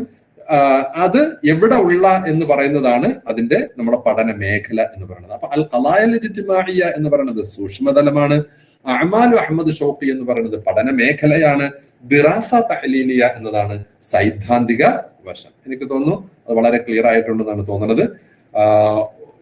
അടുത്തത് മുലഖസിലേക്ക് വരികയാണ്, നമ്മുടെ അബ്സ്ട്രാക്റ്റിലേക്ക് വരികയാണ്. അബ്സ്ട്രാക്ട് എഴുതുന്ന സമയത്ത് നമ്മൾ ശ്രദ്ധിക്കേണ്ടത്, എന്തിനാണ് നമ്മൾ അബ്സ്ട്രാക്ട് എഴുതുന്നത് നമ്മുടെ നമുക്കൊരു ബോധ്യം ഉണ്ടാവണം. അൽ ഗർദുൽ ഹഖീഖി മിനൽ മുലഖസ്, അബ്സ്ട്രാക്ട് തയ്യാറാക്കുന്നത് കൊണ്ടുള്ള വളരെ അടിസ്ഥാനപരമായ ഉദ്ദേശം എന്ന് പറയുന്നത് കമാഫിൽ ഉൻവാനിൽ ഉള്ളതുപോലെ തന്നെ ഹുവ ജഅലുൽ അഷ്ഖാസിൽ മുനാസിബീന യഖറഊന മഖാലതക്. ഈ മേഖലയിൽ നിൽക്കുന്ന ആളുകൾ നമ്മുടെ ആർട്ടിക്കിള് വായിക്കുന്നതിനെ പ്രേരിപ്പിക്കുന്നതാകണം മുലഖസ്. അതായത് ഇപ്പോ നമ്മള് ഒരു കടയിൽ ചെന്ന് പുസ്തകം വാങ്ങാൻ വേണ്ടി ചെല്ലുന്ന ആള് അവിടെ ഇരിക്കുന്ന പുസ്തകങ്ങളെല്ലാം ഇങ്ങനെ കണ്ടിട്ട് അതിന്റെ കെട്ടും മട്ടും നോക്കിയിട്ടല്ല വാങ്ങുന്നത്. ആദ്യം അതിന്റെ ടൈറ്റിൽ നോക്കും. ആ ടൈറ്റിൽ ആകർഷകമാണെങ്കിൽ അതിന്റെ ഏറ്റവും പുറകിൽ കൊടുത്തിരിക്കുന്ന, അതിന്റെ കവർ പേജിന്റെ ഏറ്റവും പുറകിൽ കൊടുത്തിരിക്കുന്ന അബ്സ്ട്രാക്ട് ജസ്റ്റ് ഒന്ന് വായിച്ചു നോക്കും. ആ അബ്സ്ട്രാക്ട് വായിച്ചു നോക്കുന്നതോടുകൂടി ഇത് കൊള്ളാം, ഈ പുസ്തകം കൊള്ളാം. നമ്മൾ എന്തിനൊക്കെയാണ് നമ്മൾ പിന്നെ അബ്സ്ട്രാക്ട് എഴുതുന്നതെന്ന് നേരത്തെ പറയേണ്ട ഒരു സ്ഥലം ഉണ്ടായിരുന്നു. അതായത് അബ്സ്ട്രാക്ട് തയ്യാറാക്കുന്ന ഇത്തരത്തിൽ സെമിനാർ പ്രസന്റേഷന് അബ്സ്ട്രാക്ട് തയ്യാറാക്കും. അതുപോലെ ജേണലുകളിലേക്കും മറ്റുമൊക്കെ കൊടുക്കാൻ വേണ്ടിയിട്ട് പിന്നെ എഴുതുന്ന ആർട്ടുകൾ പിന്നെ അബ്സ്ട്രാക്ട് തയ്യാറാക്കും. പുസ്തകം എഴുതുന്ന സമയത്ത് അതിന് അബ്സ്ട്രാക്ട് തയ്യാറാക്കണം. നമ്മുടെ പ്രോജക്റ്റ് വർക്കിന് അബ്സ്ട്രാക്ട് തയ്യാറാക്കണം. റിസാലയ്ക്ക് അബ്സ്ട്രാക്ട് തയ്യാറാക്കണം. അതുപോലെ തിസീസിന് മുന്നേ നമ്മൾ ഒരു അബ്സ്ട്രാക്ട് തയ്യാറാക്കണം. ഇങ്ങനെ അബ്സ്ട്രാക്ട് എന്ന് പറയുന്നത് ഏറ്റവും പ്രധാനപ്പെട്ട സംഗതിയാണ്. ഈ അബ്സ്ട്രാക്റ്റ് ആണ് വായനക്കാരനെ, അല്ലെങ്കിൽ നമ്മൾ ഇതിപ്പോ ഈവൻ തിസീസ് ആണെങ്കിൽ പോലും, അല്ലെങ്കിൽ നമ്മുടെ മക്കാല ആണെങ്കിൽ പോലും, ആ മക്കാല വായിച്ചിട്ട് വിലയിരുത്താൻ വേണ്ടി കൊടുക്കുന്ന ആളിന് നമ്മൾ ആദ്യം അബ്സ്ട്രാക്ട് കൊടുക്കും. അബ്സ്ട്രാക്ട് കൊടുത്തിട്ട് ആണ് നമ്മൾ എന്ത് കൊടുക്കുന്നത്, ഈ ആർട്ടിക്കിൾ കൊടുക്കുന്നത്. അയാൾ അബ്സ്ട്രാക്ട് വായിക്കുമ്പോഴേ തന്നെ ഇനി ആർട്ടിക്കിൾ വായിച്ചിട്ട് കാര്യമില്ല എന്ന അവസ്ഥയിലേക്ക് എത്തരുത്. അപ്പോൾ അബ്സ്ട്രാക്ട് ജനങ്ങളെ അല്ലെങ്കിൽ വായനക്കാരനെ ആകർഷിക്കുന്ന തരത്തിലുള്ളതായിരിക്കണം അബ്സ്ട്രാക്ട്. هو جعل الاشخاص المناسبين يقرؤون مقالتك يقدم الملخص وصفا موجزا لمنظور الورقه والغرض منها. നമ്മൾ ഈ പേപ്പറിലൂടെ ഉദ്ദേശിക്കുന്ന ഒബ്ജക്റ്റീവ്സ്, അതുപോലെ പേപ്പറിന്റെ പ്രധാനപ്പെട്ട ഉള്ളടക്കം ഇന്നതാണ് എന്ന് അബ്സ്ട്രാക്ട് നമുക്ക് പറഞ്ഞു തരണം. അല്ലെങ്കിൽ നമ്മുടെ അബ്സ്ട്രാക്ട് വായിക്കുന്ന ആളിന് പറഞ്ഞു കൊടുത്തിരിക്കണം. ഇതാണ് അബ്സ്ട്രാക്ട്. യുഖദ്ദിമുൽ മുലഖസ് വസ്ഫൻ മൂജസൻ ലിമൻളൂരിൽ വറഖ വൽ ഗർദ് മിൻഹ യജിബു അൻ യകൂന മുലഖസൻ. അതുകൊണ്ട് തന്നെ ഈ അബ്സ്ട്രാക്ട് അത് ഷോർട്ടായിരിക്കണം, മുലഖസ് ആയിരിക്കണം, മുസ്തഖില്ലൻ ലിൽ വറഖ. അത് സ്വന്തമായി മറ്റൊന്നിനോട് കണക്ട് ചെയ്തിട്ടല്ല. അബ്സ്ട്രാക്ട് എഴുതുന്ന സമയത്ത് ഇങ്ങനെ മുമ്പ് ഞാൻ പറഞ്ഞതുപോലെ, അല്ലെ കമാ ഖുൽതു മിൻ ഖബൽ കമാ ദക്കർതു മിൻ ഖബൽ, ഇങ്ങനെ ഒന്ന് കണക്ട് ചെയ്യരുത്. അല്ലെങ്കിൽ ഇന്ന ആർട്ടിക്കിളിൽ സംസാരിച്ചിട്ടുള്ളതുപോലെ, മുമ്പൊരു ആർട്ടിക്കിളിൽ ഞാൻ എഴുതിയതുപോലെ, ഇങ്ങനെ ഒന്നും എന്ത് ചെയ്യരുത്, പറയരുത്. അത് സ്വയം നിലനിൽക്കുന്ന ഒരു ഏറ്റവും മുലഹസായ ഷോർട്ടായിട്ട് പറയുന്ന ഒരു സംഗതിയാണ് മുലഹസ്, പിന്നെ മക്കാലയുടെ അബ്സ്ട്രാക്ട് എന്ന് പറയുന്നത്. അത് യുഗത്തി അൽ മൗദൂഅത്തി താലിയ, താഴെ പറയുന്ന 3 പ്രധാനപ്പെട്ട സംഗതികൾ ഈ അബ്സ്ട്രാക്റ്റിനകത്തുണ്ടാകും. ഒരൊറ്റ പാരഗ്രാഫ്, അതായത് 250 മുതൽ 400 വരെ ഉള്ള വാക്കുകൾ ഉപയോഗിച്ചിട്ടാണ് നമ്മൾ അബ്സ്ട്രാക്ട് എഴുതുന്നത്. ചില സ്ഥലങ്ങളിൽ അബ്സ്ട്രാക്ട് ഇത്ര പദങ്ങൾ ഉണ്ടാവണമെന്നും അതിനകത്ത് ഇന്ന സംഗതികൾ വരണമെന്നും ഒക്കെ പറഞ്ഞിട്ടുണ്ടാവും. അതുകൊണ്ട് തന്നെ ഈ മക്കാലയുടെ അബ്സ്ട്രാക്റ്റും അതുപോലെ പിന്നെ തിസീസിന്റെ അബ്സ്ട്രാക്റ്റും തമ്മിൽ ചെറിയ വ്യത്യാസം ഉണ്ടാവും. തിസീസിന്റെ അബ്സ്ട്രാക്റ്റിനകത്ത് തീർച്ചയായിട്ടും നമ്മൾ പിന്നെ അതിനകത്ത് വരുന്ന പ്രധാനപ്പെട്ട ചാപ്റ്ററുകളുടെ പേരൊക്കെ പറയും. എന്നാൽ നമ്മൾ എഴുതുന്ന ഈ മക്കാലയ്ക്ക് ആർട്ടിക്കിളിന് എഴുതുന്ന അബ്സ്ട്രാക്റ്റിനകത്ത് ഒരു കാരണവശാലും അതിനൊന്നും പറയേണ്ട ആവശ്യമില്ല. നമ്മൾ ഈ പറയുന്ന 3 കാര്യങ്ങളാണ് വരേണ്ടത്. ഒന്ന് അൽ ഹൽഫിയ ഐ അദ്ദവാഫിഉ ഔ അസ്സിയാഖ്. നോക്കൂ, നമ്മളെ ഈ ആർട്ടിക്കിള് എഴുതാൻ പ്രേരിപ്പിച്ച സംഗതി, ഈ അബ്സ്ട്രാക്ട് എഴുതാൻ പ്രേരിപ്പിച്ച സംഗതി അല്ല. നമ്മൾ ഇനി ഈ അബ്സ്ട്രാക്ട് എന്ന് പറയുന്നത് മറ്റൊന്നിന്റെ മുൻപേ നടക്കുന്ന ഒരു സംഗതിയാണ്, മുന്നേ കടന്നു പോകുന്ന സംഗതിയാണ്. ആ മറ്റൊന്നെന്ന് പറയുന്നത് ഒരു ആർട്ടിക്കിളാണ്. അപ്പൊ ഇനി പിന്നാലെ വരുന്ന ഈ ആർട്ടിക്കിൾ എഴുതാൻ എന്നെ പ്രേരിപ്പിച്ച പ്രധാനപ്പെട്ട സംഗതി എന്താണ്, അതിന്റെ പിന്നാമ്പുറം എന്താണെന്നുള്ളതാണ് അൽ ഹൽഫിയ ഐ അദ്ദവാഫിയ അസ്സിയാഖ് എന്ന് പറയുന്നത്. അത് 3 പദങ്ങൾ ഉപയോഗിച്ചെന്ന് മാത്രമേ ഉള്ളൂ. അദ്ദവാഫിയ.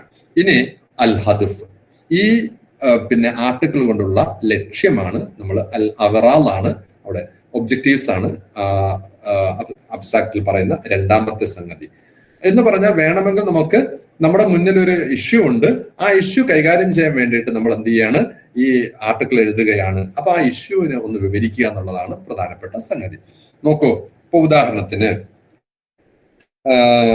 ജാമിയ നദവിയ എന്നാണ് സ്ഥാപിതമായെന്ന് എനിക്കറിയില്ല, എന്നാലും കുറെ വർഷം പഴക്കമുള്ളതാണ്. ഇത്രയും പഴക്കമുള്ള ഒരു സ്ഥാപനത്തിന്റെ ഈ അറബി ഭാഷാ രംഗത്തുള്ള സംഭാവനയെ കുറിച്ച് അധികം ആളുകൾ ആരും കൈകാര്യം ചെയ്യുകയോ പറയുകയോ എഴുതി കാണുകയോ ചെയ്തില്ല. ഇത് നമ്മുടെ മുന്നിലുള്ള ഒരു പ്രശ്നമാണ്. ഈ പ്രശ്നത്തെ നമ്മൾ എന്ത് ചെയ്യാണ്, അഡ്രസ് ചെയ്യാണ്. നമ്മൾ ആ പ്രശ്നത്തെ പരിഹരിക്കാൻ വേണ്ടി നമ്മൾ ശ്രമിക്കുകയാണ്. അപ്പോൾ നമ്മൾ എഴുതുന്ന ആർട്ടിക്കിളിൽ ഏറ്റവും പ്രധാനപ്പെട്ട ഒരു സംഗതി എന്ന് പറയുന്നത്, ആദ്യം നമ്മൾ പിന്നെ ദവാഫി പറയാണ്, ഇത് നമ്മളെ ഇതിലേക്ക് പ്രേരിപ്പിച്ച സംഗതി. അതായത് ജാമിയ നദ്വിയ എന്ന് പറയുന്ന സ്ഥാപനം ഇത്ര വർഷം ആയി സ്ഥാപിതമായിട്ട്. അതിൽ നിരവധി സംഭാവനകൾ ചെയ്ത് കാണുകയും ചെയ്യുന്നുണ്ട്. അപ്പോ ആ സംഭാവനകളൊന്നും ഇന്ന് പിന്നെ എഴുത്ത് രൂപത്തിലോ ഒരു ആർട്ടിക്കിൾ രൂപത്തിലോ തിസീസ് രൂപത്തിലോ മക്കാല രൂപത്തിലോ നമ്മൾ പുറത്തു വന്ന് കണ്ടില്ല. അതിനെ പരിഹരിക്കാൻ വേണ്ടിയിട്ടാണ് ഞാൻ എന്ത് ചെയ്യുന്നത്, എന്റെ ഈ ആർട്ടിക്കിൾ എഴുതുന്നത്. അപ്പൊ ഈ ഒരു സംഗതി നമ്മൾ നമ്മുടെ മുലഹസിന്റെ സ്ഥലത്ത്, അബ്സ്ട്രാക്റ്റിന്റെ സ്ഥലത്ത് നമ്മൾ എന്ത് ചെയ്യുന്നു, പറയുന്നു. ഇനി ഈ നമ്മൾ തയ്യാറാക്കുന്ന മക്കാല ഏത് മെത്തഡോളജി അനുസരിച്ചാണ് നമ്മൾ തയ്യാറാക്കുന്നത് എന്നുള്ളതാണ് അൻ-നഹ്ജ് അല്ലെങ്കിൽ അത്വരീഖ ഐ അത്തുറുഖ് അൽ ഇജ്റാഅത്ത്. ഏതെല്ലാം രംഗങ്ങളിലൂടെ, ഇപ്പൊ ഉദാഹരണത്തിന് ബയാനിയാണ്, ഞാൻ ഇതിനകത്ത് ബയാനിയായ പിന്നെ വിവരണമാണ് നടത്താൻ ഉദ്ദേശിക്കുന്നത്. അതല്ലെങ്കിൽ ക്രിറ്റിസിസമാണ്, ക്രിട്ടിക്കൽ മൈൻഡിലൂടെയാണ് ഞാൻ ഈ ആർട്ടിക്കിൾ തയ്യാറാക്കുന്നത്. അതല്ല എങ്കിൽ ഇനി ചെറിയ, ഇപ്പൊ ഉദാഹരണത്തിന് ജാമിയ നദ്വിയയിലെ BA പഠിക്കുന്ന വിദ്യാർത്ഥികളുടെ അറബി ഭാഷയിലുള്ള കഴിവിനെ കുറിച്ചാണ്, അല്ലെങ്കിൽ അവരുടെ എഴുത്തിന്റെ ശൈലികളെ കുറിച്ചാണ്, അല്ലെങ്കിൽ അവരുടെ അറബി ഭാഷാ പഠനത്തിന് വേണ്ടിയിട്ട് ഈ ഇത്തരത്തിലുള്ള ഇൻസ്ട്രുമെന്റ്സ് ഒക്കെ, അതായത് അൽ വസായിലു തഅലീമിയ അവരെത്രത്തോളം ഉപയോഗിക്കുന്നു, അല്ലെങ്കിൽ അവരുടെ കയ്യിലിരിക്കുന്ന ജവ്വാല്, അവരുടെ മൊബൈൽ അറബി ഭാഷാ പഠനത്തിന് എത്രത്തോളം അവരെ സഹായിക്കുന്നു. ഇതിന് നമ്മൾ ഒരു ക്വസ്റ്റ്യനെയർ തയ്യാറാക്കുന്നു. എന്നിട്ട് അപ്പോ നമ്മൾ പറയുന്നത്, ഞാൻ ക്വസ്റ്റ്യനെയറിൽ കൂടി പിന്നെ വിവരങ്ങൾ കുട്ടികളിൽ നിന്ന് ശേഖരിച്ചിട്ട് അത് അനലൈസ് ചെയ്തിട്ടാണ് എന്റെ ഈ ആർട്ടിക്കിൾ തയ്യാറാക്കുന്നത്. അതാണ് അതിന്റെ നഹ്ജ് എന്ന് പറയുന്നത്, ത്വരീഖ എന്ന് പറയുന്നത്. അതല്ല എങ്കിൽ ഇനി ജാമിയ നദ്വിയയുടെ സംഭാവനയെ കുറിച്ച് പറയുകയാണെങ്കിൽ, ജാമിയ നദ്വിയയിലെ കുട്ടികൾ ഓൾറെഡി തയ്യാറാക്കി വെച്ചിരിക്കുന്ന തിസീസുകൾ, പ്രോജക്റ്റുകൾ, അതിനെ ഒന്ന് വിലയിരുത്തിയിട്ട് അതിനെ ഒന്ന് വായിച്ചതിന് ശേഷം അതിനനുസരിച്ച് അതിനെ വിലയിരുത്തി ഒരു ആർട്ടിക്കിൾ തയ്യാറാക്കുക എന്നുള്ളതാണ്. അപ്പൊ നമ്മുടെ അവതരണം എന്ന് പറയുന്നത് വസ്ഫിയാണ്. അതായത് ഓൾറെഡി കുട്ടികൾ തയ്യാറാക്കി വെച്ചിരിക്കുന്ന സംഗതികളെ നമ്മൾ വായിച്ചിട്ട് അതിന് നമ്മൾ വിവരിച്ചെഴുതുകയാണ്. അങ്ങനെ വിവിധ രൂപത്തിൽ നമ്മൾ നഹ്ജ്, നമ്മൾ മക്കാലകൾ തയ്യാറാക്കുന്നതിനുള്ള മെത്തഡോളജി നമുക്ക് സ്വീകരിക്കാൻ പറ്റും. ആ മെത്തഡോളജിയാണ് നമ്മൾ മൂന്നാമത് പറയുന്നത്. അപ്പോൾ ഒന്നാമത് പ്രസന്റ് കണ്ടീഷൻ, നമ്മുടെ ഈ ആർട്ടിക്കിൾ തയ്യാറാക്കാൻ വേണ്ടിയിട്ട് നമ്മളെ പ്രേരിപ്പിച്ച സംഗതി, ഈ ആർട്ടിക്കിളിലൂടെ നമ്മൾ എന്താണ് ഉദ്ദേശിക്കുന്നത്, അത് ഏതൊരു കാര്യമാണ് ജനങ്ങളിലേക്ക് കൈമാറ്റം ചെയ്യാൻ ഉദ്ദേശിക്കുന്നത്, അതിന്റെ ലക്ഷ്യം എന്താണെന്നുള്ളതാണ് രണ്ടാമത്തേത്. മൂന്നാമത്തേത്, ഈ ആർട്ടിക്കിൾ തയ്യാറാക്കുന്നതിന് ഞാൻ ഉപയോഗിക്കുന്ന മെത്തേഡ് എന്താണ് എന്നുള്ളതാണ് മൂന്നാമത്തേത്.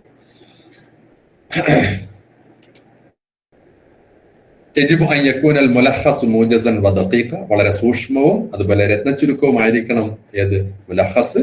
250 മുതൽ 400 വരെയുള്ള പദങ്ങളാണ് സാധാരണഗതിയിലെ മുലഹസിന് അനുയോജ്യമായിട്ടുള്ളത്. ഇനി ഔ ഹസ്ബ ദലീലിൽ മുഅല്ലിഫീൻ ലിൽ മജല്ലത്തി അല്ലതി തുരീദു അൻ തൻഷുറഹ, നീ ഏതൊരു ജേണലിലാണോ നിന്റെ ആർട്ടിക്കിൾ പബ്ലിഷ് ചെയ്യാൻ ഉദ്ദേശിക്കുന്നത്, അല്ലെങ്കിൽ ഏതൊരു സെമിനാറിനാണോ നീ ആർട്ടിക്കിൾ അവതരിപ്പിക്കാൻ ഉദ്ദേശിക്കുന്നത്, ആ സെമിനാറിന്റെ വക്താക്കൾ, അതിന്റെ കോർഡിനേറ്റേഴ്സ്, അത് നടത്തുന്ന ആളുകൾ, ഇപ്പൊ ജേണലാണെങ്കിൽ അതിന്റെ എഡിറ്റേഴ്സ്, അല്ലെങ്കിൽ ചീഫ് എഡിറ്റർ, അതിന്റെ മാനേജിംഗ് എഡിറ്റർ, അവരൊരു പിന്നെ നിർദ്ദേശങ്ങൾ അടങ്ങിയ ഒരു പേജ് തയ്യാറാക്കിയിട്ടുണ്ടാവും. അതിനകത്ത് അവർ പറഞ്ഞിട്ടുണ്ടാവും മുലഹസ് ഇത്ര വാക്കുകളായിരിക്കണമെന്ന്. അതിനനുസരിച്ചുള്ള മുലഹസ് ആയിരിക്കും നമ്മൾ തയ്യാറാക്കേണ്ടത്. അടുത്തത് അൻ-നതായിജ്, ഖുലാസത്തുൻ നതായിജ് ഔ ആസാറുൽ ബഹ്സ്. അതായത് നമ്മൾക്ക് പറ്റുമെന്നുണ്ടെങ്കിൽ 1 or 2 സെന്റൻസ് നമ്മൾ ഈ പിന്നെ ആർട്ടിക്കിളിലൂടെ നമ്മൾ കണ്ടെത്തിയിരിക്കുന്ന മീൻസ്, അല്ലെങ്കിൽ ഈ ആർട്ടിക്കിൾ നമ്മൾ തയ്യാറാക്കാൻ വേണ്ടി നമ്മൾ ഉദ്ദേശിച്ച സമയത്ത് നമുക്ക് നമ്മുടെ മുന്നിലുള്ള നതീജ വേണമെങ്കിൽ 1 or 2, അത് നിർബന്ധമില്ല, 1 or 2 സെന്റൻസ് വേണമെങ്കിൽ നമുക്ക് അവിടെ പറയാം. അതാണ് ഖുലാസത്തുൻ നതായിജ് വേണമെങ്കിൽ നമുക്ക് പറയാം. വേണമെങ്കിൽ ഇപ്പൊ ഉദാഹരണത്തിന് ഇന്ത്യയിലെ പ്രധാനപ്പെട്ട അറബി സ്ഥാപനങ്ങളെ കുറിച്ചാണ് പറയുന്നത് ഒരാൾ പഠിക്കുന്നത്. അപ്പോ അൽ മുഅസ്സസാത്ത് അൽ അറബിയ ഫി മജാലി, അപ്പൊ മുസാഹമാത്തു, ഒന്നുകിൽ മുസാഹമാത്ത് അല്ലെങ്കിൽ ഇസ്ഹാമ പറയാണ്. ഇസ്ഹാമാത്തു അൽ മുഅസ്സസാത്ത് അൽ അറബിയ ഫി ദിറാസാത്ത് അൽ അറബിയ, ഇങ്ങനെ ഒരാൾ കൊടുത്തു എന്ന് വിചാരിക്കുക. അപ്പോ ഇയാൾക്ക് ഈ മുഅസ്സസാത്തുകളെ കുറിച്ച് പ്രധാനപ്പെട്ട അറിവ് കിട്ടിയിരിക്കുന്നത് അബുൽ ഹസൻ അലി അൻ നദ്വി സാഹിബിന്റെ പിന്നെ അൽ മുസ്ലിമൂന ഫിൽ ഹിന്ദ് എന്ന് പറയുന്ന കൃതിയിലെ അതിന്റെ 3-ാമത്തെയോ 4-ാമത്തെയോ ചാപ്റ്ററിനകത്ത് ഇത്തരത്തിൽ മുഅസ്സസാത്തുകളെ കുറിച്ചാണ് പറയുന്നത്. അങ്ങനെ ഉള്ള സമയത്ത് ഞാൻ എന്റെ പഠനത്തിന് വേണ്ടിയിട്ട് അബുൽ ഹസൻ അലി നദ്വി സാഹിബിന്റെ ഈ പിന്നെ അൽ മുസ്ലിമൂന ഫിൽ ഹിന്ദ് എന്ന് പറയുന്ന കൃതിയെ കൂടി ഞാൻ ഉപയോഗിച്ചിട്ടുണ്ട്, അല്ലെങ്കിൽ അതിൽ പരാമർശിക്കുന്ന എന്ന രൂപത്തിൽ വേണമെങ്കിൽ ഏറ്റവും പ്രധാനപ്പെട്ട ഡേറ്റയെ നമുക്ക് ഈ മുലഹസിനകത്ത് സൂചിപ്പിക്കാം. ഈ രണ്ടും, അതായത് നതായിജുൽ ബഹസും അതുപോലെ അൽ മവാദുൽ മുഹിമ്മയും കൊടുക്കാൻ നിർബന്ധമില്ല. വളരെ അത്യാവശ്യമുള്ള സമയത്ത് വേണമെങ്കിൽ നമുക്ക് അതിനകത്ത് കൊടുക്കുന്നത് കൊണ്ട് കുഴപ്പമില്ല. അതിനാണ് ആ 2 പോയിന്റും കൂടി അവിടെ സൂചിപ്പിച്ചത്. അടുത്തത്, ഏതൊക്കെ തരത്തിലുള്ള അക്കാദമിക് പിന്നെ റിസർച്ചുകളാണ് നടക്കുന്നതെന്ന്, ആർട്ടിക്കിളുകളാണ് വരുന്നതെന്ന് ചോദിച്ചാൽ അൽ ബഹ്സു തഹ്ലീലി, അൽ ബഹ്സു തഫ്സീരി, അൽ ബഹ്സുൽ മുഖാറൻ കമ്പാരിറ്റീവ് റിസർച്ച്, അൽ ബഹ്സുൽ ജദലി ആർഗ്യുമെന്റേറ്റീവ് റിസർച്ച്, ബഹ്സുൽ മുഷ്കിലത്തി വൽ ഹല്ല് പ്രോബ്ലം ആൻഡ് സൊല്യൂഷൻ റിസർച്ച്, ബഹ്സു സബബി വൽ അസർ കോസ് ആൻഡ് എഫക്ട് റിസർച്ച്. ഇങ്ങനെ നിരവധി റിസർച്ചുകൾ നമ്മുടെ മുന്നിലുണ്ട്. ഇതിൽ ഏതെങ്കിലും ഒരു മെത്തേഡ് സ്വീകരിച്ചുകൊണ്ടായിരിക്കും നമ്മൾ എന്ത് ചെയ്യുന്നത്, നമ്മുടെ പിന്നെ ആർട്ടിക്കിള് നമ്മൾ തയ്യാറാക്കുന്നത്. ഇനി ഈ പിന്നെ മുലഹസിന്റെ ഏറ്റവും അവസാനത്തിൽ അൽ കലിമാത്തുൽ മിഫ്താഹിയ എന്നെഴുതിയിട്ട് നമ്മൾ പ്രധാനപ്പെട്ട കീ വേഴ്സുകൾ നമ്മൾ എഴുതും. എന്തിനാണ് കീ വേഴ്സ് എഴുതുന്നത് അറിയോ? നമ്മുടെ തിസീസ് അല്ലെങ്കിൽ നമ്മുടെ ആർട്ടിക്കിള് അല്ലെങ്കിൽ നമ്മുടെ പിന്നെ സെമിനാർ പ്രസന്റേഷൻ ആവട്ടെ, അത് പബ്ലിഷ് ചെയ്ത് കഴിയുമ്പോൾ, അത് നെറ്റിലും മറ്റുമൊക്കെ അവൈലബിൾ ആക്കി കഴിയുമ്പോൾ, ഉദാഹരണത്തിന് നമ്മുടെ ഫാത്തിമ ഇവിടെ ഇരുന്നിട്ട് ഒരു ആർട്ടിക്കിൾ നമ്മൾ എഴുതി, ആ ആർട്ടിക്കിള് ഇപ്പോ മുസാഹമാത്തു ഉലമായി അല്ലെങ്കിൽ മുസാഹമാത്തു തുല്ലാബി അല്ല മുസാഹമാത്തു ഖിരീജി ജാമിഅ എടവണ്ണ ജാമിഅ നദ്വിയ ബി എടവണ്ണ ഫി ദിറാസാത്തിൽ അറബിയ എന്ന ടൈറ്റിൽ കൊടുത്തിരിക്കുകയാണ്. ഈ ടൈറ്റില് ഈ ഫാത്തിമ ഈ ആർട്ടിക്കിൾ എഴുതിയത് വെറുതെ ഫാത്തിമക്ക് വായിച്ച് പിന്നെ അവിടെ ഇരിക്കുന്ന ആളുകളെയൊക്കെ പിന്നെ ഒന്ന് പ്രകമ്പനം കൊള്ളിച്ച് അത് അവസാനിപ്പിക്കുക എന്നുള്ളതല്ല. ഭാവിയിൽ ഒരുപാട് ആളുകൾ ഈ ആർട്ടിക്കിളുകൾ വായിക്കാൻ വേണ്ടിയിട്ട്, നമ്മൾ തയ്യാറാക്കിയിരിക്കുന്ന ആർട്ടിക്കിൾ വായിക്കും. അങ്ങനെ വായിക്കാൻ വേണ്ടിയിട്ട് ആളുകൾ പിന്നെ പരിശോധിക്കുന്ന സമയത്ത് നമ്മുടെ ആർട്ടിക്കിള് ലോകത്തിന്റെ എവിടെ ഇരുന്നിട്ട് വേണമെങ്കിലും സെർച്ച് ചെയ്താൽ നമ്മുടെ ആർട്ടിക്കിൾ കിട്ടണം. എന്തിനെ കുറിച്ച് സെർച്ച് ചെയ്താൽ? ഇന്ത്യയെ കുറിച്ച് സെർച്ച് ചെയ്യുമ്പോഴത്തേക്ക് നമ്മുടെ ആർട്ടിക്കിൾ കിട്ടണ്ട. ഇന്ത്യയെ കുറിച്ചും ഇന്ത്യയുടെ സാംസ്കാരിക വശങ്ങളെ കുറിച്ചും നോക്കുമ്പോൾ നമ്മുടെ ആർട്ടിക്കിൾ കിട്ടണ്ട. പകരം കേരളത്തിന്റെ, ഇപ്പൊ ജാമിഅ എടവണ്ണ എന്ന് പറയുന്നത് കേരളത്തിൽ ഒരു പിന്നെ എന്താണ് ഒരു സ്വാധീനം ചെലുത്തിയിട്ടുള്ള, കേരളത്തിലെ വളരെ വിദ്യാഭ്യാസ മേഖലയിൽ അത്യാവശ്യം ശബ്ദത്തോടുകൂടി നിലനിൽക്കുന്ന ഒരു സ്ഥാപനമാണ്. ആ സ്ഥാപനം അറബി ഭാഷയ്ക്ക് ചെയ്ത സംഭാവന എന്നതായിരിക്കുമ്പോൾ നമുക്ക് വേണമെങ്കിൽ കേരളത്തിന്റെ അറബി ഭാഷാ പഠനം, ഇനി മലപ്പുറത്തിന്റെ വിദ്യാഭ്യാസം ഒന്ന് കൊടുക്കുമ്പോ, അപ്പൊ തആലീമു മലപ്പുറം, ഇത്തരത്തിൽ നമ്മുടെ ജാമിഅ എടവണ്ണയുമായി ബന്ധപ്പെട്ട് നിൽക്കുന്ന പ്രധാനപ്പെട്ട പദങ്ങളൊക്കെ ഉപയോഗിച്ച്, അതുപോലെ തന്നെ നമ്മുടെ പിന്നെ ആർട്ടിക്കിളിന്റെ പ്രധാനപ്പെട്ട കീവേഡ്സും, അപ്പൊ പിന്നെ ഖിരീജി ജാമിഅത്ത് എടവണ്ണ, ജാമിഅ നദ്വിയ ബി എടവണ്ണ, ഇങ്ങനെ ഉള്ള പ്രധാനപ്പെട്ട വാക്കുകൾ കൊടുക്കുക. എന്തിനു വേണ്ടിയിട്ടാണ്? നമ്മളിപ്പോ ഗൂഗിളിലും മറ്റുമൊക്കെ നമ്മൾ സെർച്ച് ചെയ്യുമല്ലോ പല വാക്കുകളും. ആ സെർച്ച് ചെയ്യുന്ന സമയത്ത് ഇപ്പൊ ഉദാഹരണത്തിന് ജാമിഅ എന്ന് പറയുന്ന പദത്തിന്റെ മീനിങ് നമുക്കൊന്ന് അറിയണം. ജാമിഅ നദ്വിയ നമ്മൾ ഒരുപാട് തവണ നമ്മൾ ഇങ്ങനെ പറയുകയാണ്. പക്ഷെ നമുക്ക് ജാമിഅ എന്ന് പറയുന്ന പദം അത് ഏതിൽ നിന്ന് വന്നതാണ്, അതിന്റെ അസിൽ എന്താണ്, അതിന്റെ പിന്നെ മീനിങ് ഏതൊക്കെ രീതിയിലാണ് പോകുന്നത് എന്നൊന്നും നമുക്ക് അറിയില്ലാത്ത സമയത്ത് നമ്മൾ ജാമിഅ എന്ന് പറയുന്ന പദം നമ്മൾ എവിടെ സെർച്ച് ചെയ്യാണ്? ഗൂഗിളിൽ സെർച്ച് ചെയ്യാണ്. അങ്ങനെ സെർച്ച് ചെയ്യുന്ന സമയത്ത് നിരവധി പിന്നെ പേജുകളാണ് നമ്മുടെ മുന്നിലേക്ക് വരുന്നത്. ഈ പേജുകളെല്ലാം എങ്ങനെയാണ് വരുന്നത്? അത് ഇത്തരത്തിലുള്ള ആളുകൾ കൊടുത്തിരിക്കുന്ന കീവേഡ്സിന്റെ അടിസ്ഥാനത്തിലായിരിക്കും അത് നമ്മുടെ മുന്നിലേക്ക് വരുന്നത്. ആ പ്രാധാന്യത്തിലാണ് വരുന്നത്. അപ്പൊ നോക്കൂ, ജാമിഅ നദ്വിയ ബി എടവണ്ണ എന്ന് ഒരാൾ കൊടുക്കുന്ന സമയത്ത് നമ്മുടെ ഗൂഗിളിൽ സെർച്ച് ചെയ്യുന്ന സമയം, അത് അമേരിക്കയിലിരുന്നാവട്ടെ യൂറോപ്പിലിരുന്നാവട്ടെ എവിടെയായിരുന്നു ആവട്ടെ, കൊടുക്കുന്ന സമയത്ത് നമ്മുടെ ആർട്ടിക്കിളും അതിന്റെ ഭാഗമായിട്ട് വരണം. അങ്ങനെ കൊടുക്കുന്ന വാക്കുകളാണ് അൽ കലിമാത്തുൽ മിഫ്താഹിയ എന്ന് പറയുന്നത്. അപ്പൊ യത്തിമു ഇസ്തിഖ്ദാമുൽ കലിമാത്തുൽ മിഫ്താഹിയ ഐ അൽ കലിമാത്തുർ റഈസിയ, അതിന് ഇങ്ങനെയൊക്കെ പേരുണ്ട്. അൽ കലിമാത്തുർ റഈസിയ, അൽ കലിമാത്തുൽ അസാസിയ, ഇങ്ങനെയൊക്കെ പറയാം. അൽ കലിമാത്തുൽ മിഫ്താഹിയ കീവേഡ്സ് എന്ന് പറയുന്നത് ലിഫ്ഹിരിസി ബഹസിക്, നിന്റെ റിസർച്ചിന്റെ, നിന്റെ മഖാലയുടെ ഒരു എന്താണ് ഫിഹ്റിസ് ആണ് യഥാർത്ഥത്തിൽ നിന്റെ പിന്നെ കീവേഡ്സ് എന്ന് പറയുന്നത്. വഫിൽ ഹഖീഖ ഇന്നഹ ഉൻവാനു ബഹസിക് വദലീൽ. നോക്കൂ, ഇപ്പോ ഫാത്തിമ എഴുതിയ തിസിസ് ആർട്ടിക്കിളിന്റെ ടൈറ്റില് മുസാഹമാത്തു ഖിരീജി ജാമിഅ നദ്വിയ ബി എടവണ്ണ ഫി ദിറാസാത്തിൽ അറബിയ എന്നാണ്. ഈ ടൈറ്റിൽ ഒരു കാരണവശാലും പിന്നെ വിദേശത്തിരിക്കുന്ന ആള് അല്ലെങ്കിൽ നമ്മുടെ നാട്ടിൽ തന്നെ മറ്റ് വേറെയുള്ള ആളുകൾ എന്ത് ചെയ്യില്ല, ഇതേ ടൈറ്റിൽ ഫുള്ളായിട്ട് എഴുതിയിട്ടായിരിക്കില്ല സെർച്ച് ചെയ്യുന്നത്. മറിച്ച് നമ്മളിപ്പോ മുസാഹമാത്തു ഖിരീജി ജാമിഅത്ത് എടവണ്ണ എന്ന് മാത്രം ഒരാൾ കൊടുത്താൽ അതാണ് യഥാർത്ഥത്തിൽ നമ്മുടെ ഈ ആർട്ടിക്കിളിനെ അയാളിലേക്ക് വലിച്ചു കൊണ്ടുപോയ സംഗതി. അപ്പൊ യഥാർത്ഥത്തിൽ നമ്മുടെ ആർട്ടിക്കിളിനെ മറ്റുള്ളവരിലേക്ക് കാണിച്ചു കൊടുക്കുന്ന നമ്മുടെ ആർട്ടിക്കിളിന്റെ ഒരു ദലീലാണ് നമ്മൾ എഴുതുന്ന ഈ കീവേഡ്സുകൾ. അപ്പോൾ നമ്മൾ ശ്രദ്ധിക്കേണ്ടുന്ന കാര്യം അൽ മുലാഹല അൽ ഹാമ, ഈ കീവേഡ്സ് എഴുതുന്ന സമയത്ത് ശ്രദ്ധിക്കേണ്ടത് തജന്നുബുൽ കലിമാത്ത് ദാത്തുൽ മഅനൽ വാസിഅ വൽ കലിമാത്തുൽ മുതല്ലമിന ഫി ഉൻവാനിൽ വറഖ ഔ ഉൻവാനിൽ മജല്ല. ഈ മജല്ലയുടെ ടൈറ്റിലോ അല്ലെങ്കിൽ നമ്മൾ കൊടുക്കുന്ന പേപ്പറിന്റെ ടൈറ്റിലോ ഉള്ള പ്രധാനപ്പെട്ട വാക്കുകൾ ആയിക്കൊള്ളണമെന്നില്ല ഇവിടെ കൊടുക്കാൻ അൽ കലിമാത്തുൽ മിഫ്താഹിയയിൽ. പകരം ഇപ്പോ ഉദാഹരണത്തിന് ജാമിഅ എടവണ്ണയിൽ പഠിച്ച് പുറത്തിറങ്ങുന്ന കുട്ടികള് അവരൊക്കെ നഹ്വിൽ വളരെയധികം സംഭാവനകൾ ചെയ്യുന്ന ആളുകളാണ്. ഒരു ഉദാഹരണം, നഹ്വിലാണ് അവരുടെ അധികം ആളുകളുടെയും സംഭാവന. അതല്ല എങ്കിൽ ലിറ്ററേച്ചറിലാണ് അവരുടെ സംഭാവന. അങ്ങനെ ഏത് മേഖലയിലാണോ ഉള്ളത് ആ കാര്യം നമ്മൾ എന്തായാലും നമ്മുടെ ആർട്ടിക്കിളിനകത്ത് പറഞ്ഞിട്ടുണ്ടാവും. ആ പറഞ്ഞിരിക്കുന്നതിൽ നിന്ന് ആ പറഞ്ഞത് കാരണമായിട്ട് ഇപ്പൊ അന്നഹബുൽ അറബി ബി വിലായത്തി കേരള, ഇങ്ങനെ ഈ നമ്മുടെ ആർട്ടിക്കിളുമായിട്ട് നമ്മുടെ ആർട്ടിക്കിളിന്റെ ഉള്ളിൽ സംസാരിച്ചിട്ടുള്ള വസ്തുക്കളെ കുറിച്ച് കാര്യങ്ങളെ കുറിച്ച് നമുക്ക് എന്ത് ചെയ്യാം, ഈ മിഫ്താഹിയയിൽ അൽ കലിമാത്തുൽ മിഫ്താഹിയയിൽ നമുക്ക് കൊടുക്കാൻ സാധിക്കും.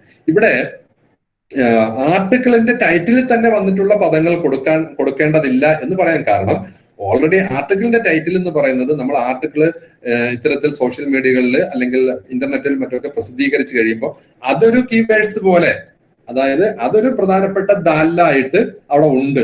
അപ്പൊ ഇനി അഡീഷണൽ ആയിട്ട് നമ്മൾ കൊടുക്കുന്ന ദാലുകളാണ് ഈ കീവേഡ്സ് എന്ന് പറയുന്നത്. അപ്പൊ കഴിവിന്റെ പരമാവധി ആ ടൈറ്റിൽ വന്ന വാക്കുകൾ കൊടുക്കണമെന്നില്ല, പകരം നമ്മുടെ ആർട്ടിക്കിളിനകത്ത് നമ്മൾ പരാമർശിച്ചിട്ടുള്ള വാക്കുകൾ, ഇപ്പൊ അതിനകത്ത് കുറെ സ്കോളേഴ്സിന്റെ പേരുണ്ടെങ്കിൽ അതിൽ പ്രധാനപ്പെട്ട 1-2 സ്കോളേഴ്സിന്റെ പേര് നമുക്ക് കൊടുക്കാം.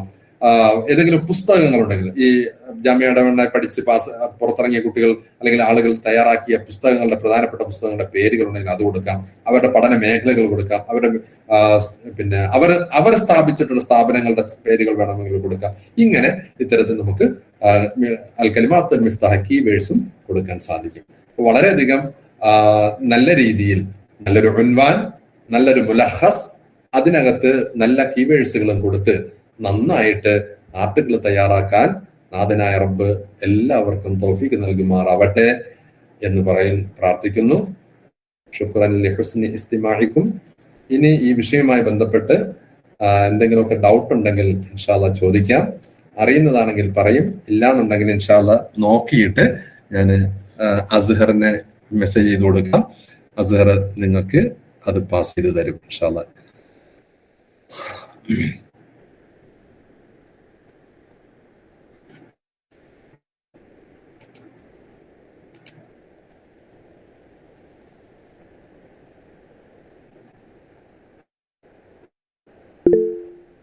ചോദ്യങ്ങളൊന്നും ഇല്ല എങ്കിൽ പറഞ്ഞതൊന്നും മനസ്സിലായില്ല എന്നാണ് സാധാരണഗതിയിൽ പറയാറുള്ളത്.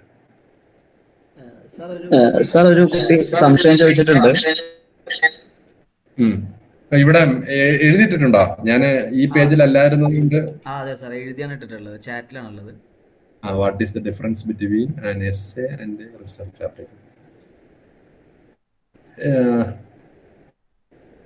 അഫ്സർ ചോദിച്ചിരിക്കുന്നു അല്ലേ? പിന്നെ ഈ എസ്സേ എന്നത് കൊണ്ട് എന്താണ് ഉദ്ദേശിച്ചത്? നമ്മൾ പിന്നെ പരീക്ഷയ്ക്ക് എഴുതുന്ന എസ്സേ ആണോ ഉദ്ദേശിച്ചത് അഫ്സലെ?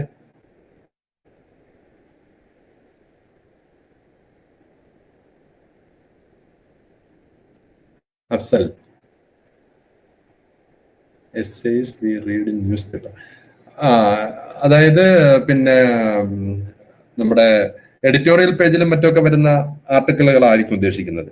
അത് ഓക്കെ, അത് ഒരു കാരണവശാലും റിസർച്ച്, അതായത് നമ്മൾ ഇപ്പോ ഈ സെമിനാറുകൾക്കും മറ്റുമൊക്കെ അവതരിപ്പിക്കുന്നത് പോലുള്ള ഒരു റിസർച്ച് ആർട്ടിക്കിൾ അല്ല അവരെഴുതുന്നത് എന്ന് വിചാരിച്ചിട്ട് എല്ലാ ആർട്ടിക്കിളിനെയും നമുക്ക് കണക്കാക്കാൻ പറ്റില്ല. അതിൽ ചിലതൊക്കെ ചിലപ്പോ റിസർച്ചും വളരെയധികം റിസർച്ച് ചെയ്തതിന് ശേഷം കൊടുക്കുന്ന ആർട്ടിക്കിളും ആവാം. അതുകൊണ്ട് തന്നെ ഈ റിസർച്ച് ആർട്ടിക്കിളിന് പറയുന്ന എല്ലാ നിബന്ധനകളും ഈ എഡിറ്റോറിയൽ ആർട്ടിക്കിൾസിന് ഉണ്ടാവണമെന്നില്ല. അതിനൊരു പിന്നെ നോക്കൂ, നമ്മൾ എഡിറ്റോറിയൽ ആർട്ടിക്കിൾസ് ഏതെങ്കിലും വായിച്ചപ്പോൾ നമ്മൾ അതിനകത്ത് ഒരു അബ്സ്ട്രാക്ട് വായിച്ചിട്ടാണോ എഡിറ്റോറിയൽ ആർട്ടിക്കിൾ വായിച്ചിട്ടുണ്ടാവുക? ഒരിക്കലും അല്ല. അപ്പൊ അതുകൊണ്ട് തന്നെ അതിനകത്ത് അബ്സ്ട്രാക്ട് വേണ്ട, അതിനകത്ത് എഡിറ്റോറിയൽ ആർട്ടിക്കിളിനകത്ത് നമ്മൾ ബിബ്ലിയോഗ്രഫി കൊടുക്കേണ്ട, അങ്ങനെയൊന്നും സാധനം കൊടുക്കേണ്ട ആവശ്യമില്ല. അതിനൊരു കൺക്ലൂഷൻ കൊടുക്കുക, അതൊന്നുമില്ല. എഡിറ്റോറിയൽ ആർട്ടിക്കിൾ എന്ന് പറയുന്നത് നോർമലി ഒരു വിഷയത്തെക്കുറിച്ച് അയാൾക്ക് കിട്ടിയിട്ടുള്ള വിവരങ്ങൾ അയാൾ അടുക്കും ചിട്ടയോടും കൂടി സമാഹരിച്ച് പറയുന്നു എന്നുള്ളത് മാത്രമാണ്.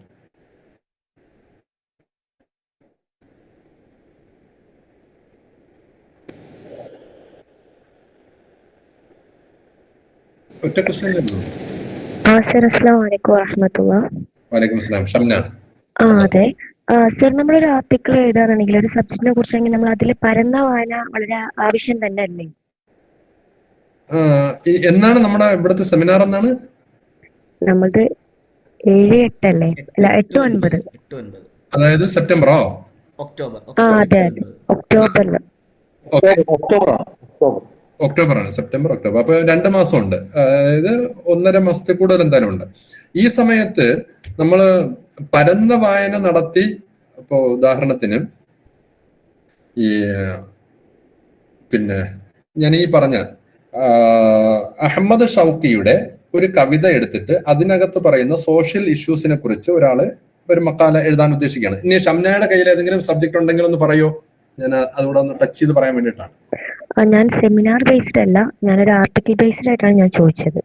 ഏതെങ്കിലും ഒരു സബ്ജക്ട് ടൈറ്റിൽ ഞാൻ അതിന്റെ ഒരു വിഷയമുണ്ട്, വേറെ ഒന്നല്ല. ഫലസ്തീനിലെ വിഷയത്തെ കുറിച്ച് ഫലസ്തീൻ സ്ത്രീകളായിട്ടുള്ള എഴുത്തുകാരെ എഴുതുന്ന പഴയ കാര്യങ്ങളെ കുറിച്ച് എങ്ങനെ വ്യത്യസ്തപ്പെടുന്നു ഇപ്പോഴത്തെ ചർച്ച എന്നുള്ളത്. അതായത് ഫലസ്തീനിലെ സ്ത്രീകളാണോ, ലേഡീസ് റൈറ്റേഴ്സ് എങ്ങനെ പഴയ കാലത്തുള്ള ചിന്തകൾ, അവരെങ്ങനെയാണ് പഴയ കാലത്തെ എഴുത്തുകള് അതിൽ നിന്ന് എങ്ങനെ വ്യത്യസ്തമാകുന്ന പോലെ ഇപ്പോഴത്തെ എഴുത്തുകൾ എന്നുള്ളൊരു കാര്യത്തിനെ കുറിച്ചാണ്. അപ്പൊ അങ്ങനെ വരുന്ന സമയത്ത് അതൊരു വലിയ വിശാലമായ ഒരു ഇതായിരിക്കും, പേപ്പർ ആയിരിക്കും. കാരണം അതിനകത്ത് ഏതെങ്കിലും 1-2 ആളുകളെ സ്പെസിഫൈ ചെയ്യാം, അല്ലെങ്കിൽ ഒരു 3-4 ആളുകളെ പിന്നെ എന്ത് ചെയ്യാം, കേസ് സ്റ്റഡി ആയിട്ട് നമുക്ക് സ്പെസിഫൈ ചെയ്യാൻ പറ്റും. പഴയ കാലത്തുള്ള ഒരു 2 ആളുകളുടെ പിന്നെ വർക്ക്, ഇപ്പോ ഉള്ള ഏതെങ്കിലും 1-2 ആളുകൾ. ഇപ്പം ആർക്കും എഴുതാനൊന്നും പറ്റുന്നില്ല. അള്ളാഹു അവർക്ക് സമാധാനം നൽകുമാറാവട്ടെ എന്ന് നമുക്ക് എപ്പോഴും ആത്മാർത്ഥമായിട്ട് പ്രാർത്ഥിക്കാം. അല്ലാതെ നമുക്കൊന്നും ചെയ്യാൻ പറ്റുന്ന ഒരു കണ്ടീഷൻ അല്ല, അല്ലെ? അപ്പോ ഈ അടുത്ത് ഞങ്ങളിവിടെ ഒരു പിന്നെ സെമിനാർ, ഒരു ക്ലാസ് എടുക്കാൻ വേണ്ടി ഞാൻ ഒരു ഫലസ്തീനി വനിതയോട് ഇങ്ങനെ പറഞ്ഞു. അവര് പ്രൊഫസറാണ്. അവർ ക്ലാസ് എടുക്കുന്ന സമയത്ത് പിന്നെ അവർ പറയണ്ടായി, ഒരു കാരണവശാലും എന്റെ ഈ ക്ലാസ് പിന്നെ ഓൺലൈനിൽ എന്ത് ചെയ്യരുത്, അതിനെ റെക്കോർഡ് ഇട്ട് കളയരുത്. കാരണം എന്റെയും എന്റെ മക്കളുടെയും അവസ്ഥ വല്ലാത്ത അവസ്ഥയിലാണുള്ളത്. അവർ ഇങ്ങനെ ഞാനൊരു ക്ലാസ് നടത്തിയെന്ന് കഴിഞ്ഞാൽ തന്നെ അവരെന്നെ വധിച്ചു കളയുമെന്നാണ്. ഇപ്പൊ അങ്ങനെ ആ ഒരു സെലക്ടഡ് വധിക്കൽ പോലും അല്ല ഇപ്പൊ നടക്കുന്നത്. അള്ളാഹു അവർക്ക് സമാധാനം കൊടുക്കുമാറാവട്ടെ. എന്തായാലും പറ്റേ. അപ്പൊ എന്തായാലും ഇപ്പോഴത്തെ ഒരു 2 ആളുകളുടെ വർക്കും എടുക്കുന്നു, പഴയ കാലത്തുള്ള 2 വർക്കും എടുക്കുന്നു. ആ സമയത്ത് നമുക്കിപ്പോ ഉദാഹരണത്തിന് ഞാൻ പറഞ്ഞു വന്നത് പിന്നെ അഹമ്മദ് ഷൗക്കിയുടെ ഈ ബുർദയെ കുറിച്ച് നമ്മൾ പിന്നെ ആർട്ടിക്കിൾ എഴുതുന്ന സമയത്ത് ആ ബുർദ നമ്മൾ വായിക്കണം, നിർബന്ധമായിട്ടും വായിച്ചിരിക്കണം. പിന്നെ ബുർദയെ കുറിച്ച് ആരെങ്കിലും പറഞ്ഞിട്ടുണ്ടെങ്കിൽ, ആരെങ്കിലും ഒരു ആർട്ടിക്കിൾ വേറെ തയ്യാറാക്കിയിട്ടുണ്ടെങ്കിൽ ആ ആർട്ടിക്കിൾ നമ്മൾ വായിക്കണം. ഇനി നമുക്കിപ്പോ നമ്മൾ എഴുതുന്നത് അൽ ഖലായ അൽ ഇജ്തിമാഇയ ഫി ഖസീദത്തി ബുർദ ലി അഹമ്മദ് ഷൗക്കി എന്നാണ്. അപ്പോ ആ പിന്നെ അഹമ്മദ് ഷൗക്കിയുടെ കസീദ നമ്മൾ നിർബന്ധമായും വായിക്കണം. ബുർദ എന്ന് പറയുന്ന കസീദ വായിക്കണം. പുറമെ ഈ കസീദയെ കുറിച്ച് വേറെ ആരെങ്കിലും പിന്നെ ആർട്ടിക്കിൾ എഴുതിയിട്ടുണ്ടെങ്കിൽ അത് നമ്മളൊന്ന് വായിക്കണം. അതാണ് സെക്കൻഡറി സോഴ്സ്. പിന്നെ അത് കഴിഞ്ഞിട്ട് ഈ അൽ ഖലായ അൽ ഇജ്തിമാഇയ, എന്താണ് ഖലായ അൽ ഇജ്തിമാഇയ? നമുക്ക് കിട്ടുന്നത് എല്ലാം സോഷ്യൽ ഇഷ്യൂസ് ആണോ? ഒരിക്കലും ആവാൻ സാധ്യതയില്ല.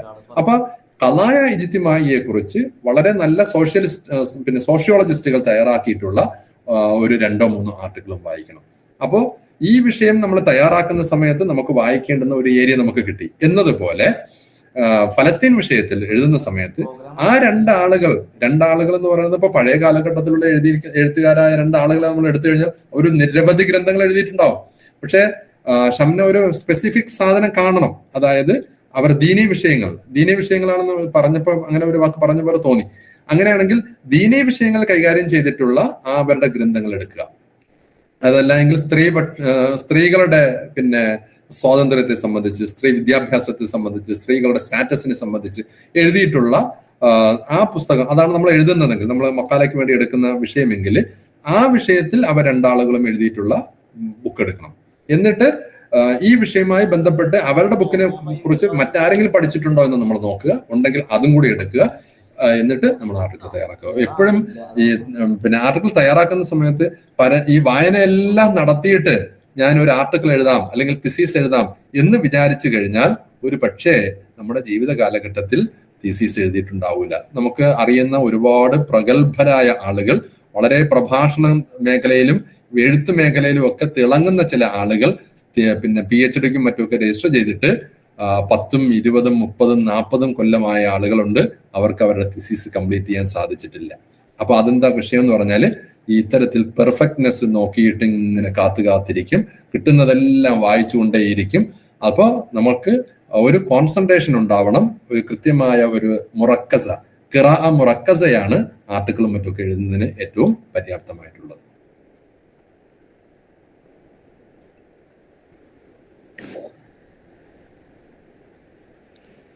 ഹലോ, അസ്സലാമു അലൈക്കും സാർ. ഞാൻ ഒരു സംശയം ചോദിക്കുകയാണ്.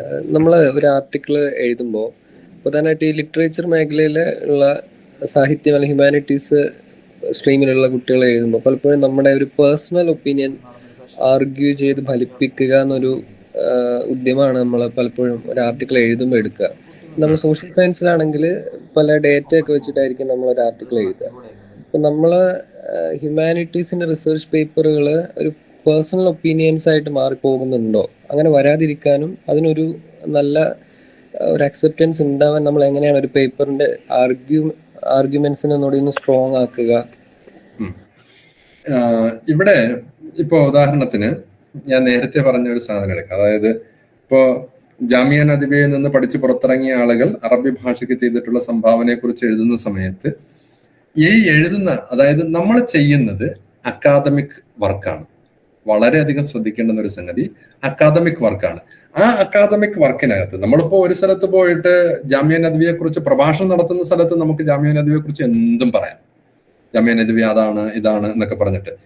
എനിക്ക് ഈ സ്ഥാപനത്തെ കുറിച്ച് വളരെ വലിയ വിശാലമായ അറിവില്ല, എന്നാൽ ഞാൻ അത് ഒരു ഉദാഹരണം നമ്മൾ അടുത്ത് നിൽക്കുന്ന ഒരു സംഗതി എന്നുള്ള നിലയിൽ മനസ്സിലാവാൻ വേണ്ടിയിട്ട് ഞാൻ ഉദാഹരണം പറയുന്നത് മാത്രമേ ഉള്ളേ. അപ്പോ ജാമിയ നദ്വിയെ കുറിച്ച്, പിന്നെ അതിന്റെ സ്ഥാപനത്തെ കുറിച്ച്, പിന്നെ അതിന്റെ കീഴിലുള്ള മറ്റ് ഇൻസ്റ്റിറ്റ്യൂഷനെ കുറിച്ചും ഒക്കെ നമുക്ക് പ്രഭാഷണം നടത്താം. എന്നാൽ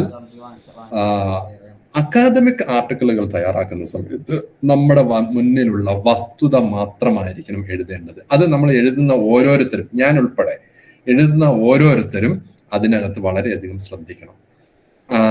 കാരണം പിന്നെ നമ്മുടെ മുന്നിലുള്ള തെളിവുകളാണ് നമ്മുടെ ആർട്ടിക്കിൾ എഴുതുന്നത്. ഒരു കാരണവശാലും നമ്മൾ ഒരു സാധനവും പുതുതായിട്ട് ക്രിയേറ്റ് ചെയ്യുന്നില്ല. പകരം ഉള്ളതിനെയാണ് നമ്മൾ എന്ത് ചെയ്യുന്നത്, അവതരിപ്പിക്കുന്നത്. ആ അവതരിപ്പിക്കുന്ന സമയത്ത് നമ്മുടെ മുന്നിലുള്ള ഡേറ്റകൾ വെച്ചുകൊണ്ട് സത്യസന്ധമായിട്ട് എഴുതാൻ വേണ്ടിയിട്ട് നമ്മൾ ശ്രദ്ധിക്കണം. അതാണ് ഏറ്റവും പ്രധാനപ്പെട്ട സംഗതി. അവിടെ ഇപ്പോ ജാമിയ നദിയെ കുറിച്ച് എഴുതുന്ന സമയത്ത് ആ ജാമിയ നദിയെ ഇന്ന മേഖലകളിൽ കൂടി നേരത്തെ തന്നെ ശ്രദ്ധിച്ചിരുന്നു എങ്കിൽ ഇത്രയും സംഭാവനകൾ കൂടി ചെയ്യാൻ പറ്റുമായിരുന്നു എന്ന് എഴുതുന്നത് കൊണ്ട് ഒരു കുഴപ്പമില്ല. കാരണം ആ എഴുത്ത് ഒരു പക്ഷേ ജാമിയ നദിയുടെ സംഘാടകരിൽ, അതിന്റെ പിന്നെ മാനേജ്മെന്റിലെ ആരെങ്കിലും ഒക്കെ അതൊന്ന് വായിച്ച് അതിലൂടെ അവർ ആ ഒരു മേഖല കൂടി നന്നാക്കാൻ അവർ ഉദ്ദേശിച്ചു കഴിഞ്ഞാൽ ആ മേഖലയിൽ നമുക്ക് കിട്ടുന്ന ഏറ്റവും വലിയൊരു സംഭാവനയായിരിക്കും. അവര് ആ സ്ഥാപനത്തോട് ചെയ്യുന്ന ഏറ്റവും വലിയൊരു ദൗത്യമായിരിക്കും, ഒരു നന്മയായിരിക്കും. അപ്പൊ അതുകൊണ്ട് തന്നെ തെളിവുകളുടെ അടിസ്ഥാനത്തിൽ, നമ്മുടെ മുന്നിലുള്ള തെളിവുകളുടെ അടിസ്ഥാനത്തിൽ നമ്മൾ തയ്യാറാക്കുന്നതാണ് റിസർച്ച് ആർട്ടിക്കിൾ എന്ന് പറയുന്നത്. അതിനകത്ത് എക്സാജറേഷൻ ഒന്നും ഉണ്ടാക്കരുത് എന്നുള്ളതാണ് ഏറ്റവും പ്രധാനമായിട്ടുള്ളത്. നമ്മുടെ വാദഗതികൾ അല്ല അതിന് പ്രാധാന്യം എന്നുള്ളത്.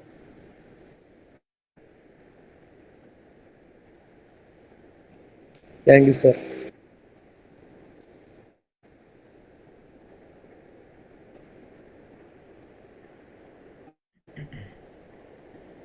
അപ്പൊ ഇനി ആർക്കെങ്കിലും ഡൗട്ട് ഉണ്ടെങ്കിൽ ചോദിക്കാം.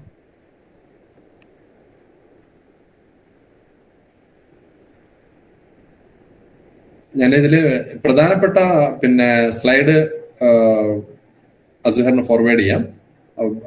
എല്ലാവർക്കും ഒന്ന് ഫോർവേഡ് ചെയ്ത് കൊടുക്കേ. Okay sir, okay. ഇതിന് ആർക്കും ഡൗട്ട്സ് ഇല്ലെങ്കിൽ നമുക്ക് ജസ്റ്റ് വോട്ട് ഓഫ് താങ്ക്സിലേക്ക് കടക്കാം. നമ്മുടെ ഈ സെഷന് വോട്ട് ഓഫ് താങ്ക്സ് പറയാൻ വേണ്ടിയിട്ട് ജാമിഅ ദിവ്യ chief academic officer doctor Waseel സാറിനെ വളരെ ആദരവ് ക്ഷണിക്കുന്നു. Thank you, Azhar sir. Thank you, Tajuddin sir. Jamia Divya October 8-9 തീയതികളിൽ നടത്തുന്ന ഇന്റർനാഷണൽ കോൺഫറൻസുമായി ബന്ധപ്പെട്ടുള്ള പ്രീ കോൺഫറൻസ് വർക്ക്ഷോപ്പിലായിരുന്നു നമ്മളുള്ളത്. കഴിഞ്ഞ ഒരാഴ്ചയായി നിരവധി പ്രീ കോൺഫറൻസ് വർക്ക്ഷോപ്പുകൾ അധ്യാപകർക്ക് വേണ്ടി, വിദ്യാർത്ഥികൾക്ക് വേണ്ടി എല്ലാം വ്യത്യസ്തമായി നടത്തി. ഇന്നലെ നോബൽ വുമൻസ് കോളേജുമായി സഹകരിച്ചുകൊണ്ട് ആർട്സ് ആൻഡ് സയൻസ് കോളേജിലെ വിദ്യാർത്ഥികൾക്ക് വേണ്ടി നമ്മളൊരു പ്രീ കോൺഫറൻസ് നടത്തി. ഇന്ന് അറബിക് കോളേജുകൾക്ക് വേണ്ടി സുലമുസലാം അരീക്കോട്, അതുപോലെ മദീനത്തുൽ ഉലൂം അറബിക് കോളേജുമായി സഹകരിച്ചുകൊണ്ടാണ്. നാളെ ഒരു നാഷണൽ ലെവൽ വർക്ക്ഷോപ്പ് നാളെ നടക്കുന്നുണ്ട്. ഓരോ ദിവസങ്ങളിലും ഓരോ വ്യത്യസ്തമായ സ്ഥാപനങ്ങളുമായി കൊളാബറേറ്റ് ചെയ്തുകൊണ്ടാണ് ഇത്തരത്തിലുള്ള വർക്ക്ഷോപ്പുകൾ നടക്കുന്നത്. താജുദ്ദീൻ സാറ് വളരെ വിശദമായി തന്നെ എഴുത്തിന്റെ ഒരു എന്തുകൊണ്ട് എഴുതണം എന്നത് അതിന്റെ ഒരു സിഗ്നിഫിക്കൻസ് വ്യക്തമാക്കുന്ന രൂപത്തിലായിരുന്നു അദ്ദേഹത്തിന്റെ തുടക്കം. സാർ അതിനുശേഷം അതിന്റെ ടോപ്പിക് സെലക്ഷനും അബ്സ്ട്രാക്ട് റൈറ്റിംഗുമായി ബന്ധപ്പെട്ട കാര്യങ്ങളെല്ലാം വളരെ വിശദമായി അദ്ദേഹം പറഞ്ഞു. ഈ മേഖലയിൽ ഏറെ അനുഭവ സമ്പത്തുള്ള അദ്ദേഹം കേരള യൂണിവേഴ്സിറ്റിയുടെ അറബിക് ഡിപ്പാർട്ട്മെന്റിലാണ്. സാറ് ഈ ഒരു സെഷനിൽ ഞങ്ങളോടൊപ്പം ജോയിൻ ചെയ്തതിലും അതിന് ഈ സെഷൻ ഹാൻഡിൽ ചെയ്യുന്നതിന് വേണ്ടി സമ്മതിച്ചതിനുള്ള ജാമിഅ നദ്വിയയുടെ നന്ദി സാറിനോട് അറിയിക്കുകയാണ്. ഹൃദയത്തിൽ നിന്നുള്ള നന്ദി സാറിനോട് അറിയിക്കുകയാണ്. അതുപോലെ തന്നെ ഈ ഒരു കോൺഫറൻസിന്റെ വിജയത്തിന് സാറിന്റെ സപ്പോർട്ടും സഹകരണവും ഇനിയും ഉണ്ടാവണം എന്ന് വിനീതമായി അഭ്യർത്ഥിക്കുകയാണ്. അതോടൊപ്പം ഈ സെഷനിൽ ഉണ്ടായിരുന്ന നമ്മുടെ ജാമിഅ നദ്വിയ അറബിക് കോളേജസിന്റെ principal doctor N Muhammad Ali Ansari sir, Sullamussalam Arabic കോളേജിൽ നിന്നുള്ള അധ്യാപകർ, head of the department Wahab sir, അതുപോലെ മദീനത്തുൽ ഉലൂമിൽ നിന്നും സുലമുസലാമിൽ നിന്നും ജാമിഅ നദ്വിയയിൽ നിന്നും ഈ പ്രോഗ്രാമിൽ ജോയിൻ ചെയ്ത വിദ്യാർത്ഥിനികൾ എല്ലാവർക്കും, അതുപോലെ ഈ പ്രോഗ്രാമിന്റെ ആദ്യ അവസാനം വരെ ഇത്തരത്തിലുള്ള പ്രോഗ്രാമുകൾ കോർഡിനേറ്റ് ചെയ്യുന്ന organising committee member mister Azhar അടക്കമുള്ള എല്ലാവർക്കും, ഇതിൽ പങ്കെടുക്കുന്ന എല്ലാവർക്കും ഒരിക്കൽ കൂടി നന്ദി രേഖപ്പെടുത്തിക്കൊണ്ട് ഈ സെഷൻ അവസാനിച്ചതായി അറിയിക്കുന്നു. Thank you. എല്ലാവരും ഈ നമ്മുടെ പ്രോഗ്രാമിൽ 8-9 എഴുത്ത് തുടങ്ങുക എന്നുള്ളതാണ്. ഇതൊരു അവസരമായി മാറട്ടെ. നമ്മുടെ റൈറ്റിങ്ങിനുള്ള അക്കാഡമിക് റൈറ്റിംഗ് തുടങ്ങിയതിനെ പരിപോഷിപ്പിക്കാനൊക്കെ ഉള്ള അവസരമായി മാറട്ടെ എന്ന് മാത്രം ആശംസിച്ചുകൊണ്ട് നിർത്തുന്നു. Thank you. Thank you all. നമ്മുടെ അസ്ഹർ നമ്മുടെ കൂടെ സ്റ്റുഡന്റ് ആണേ. Thank you sir, thank you. ഇൻഷാല്ലാ കാണാം. അസ്സലാമു അലൈക്കും വറഹ്മത്തുള്ളാഹി. Okay, Sameer Babu sir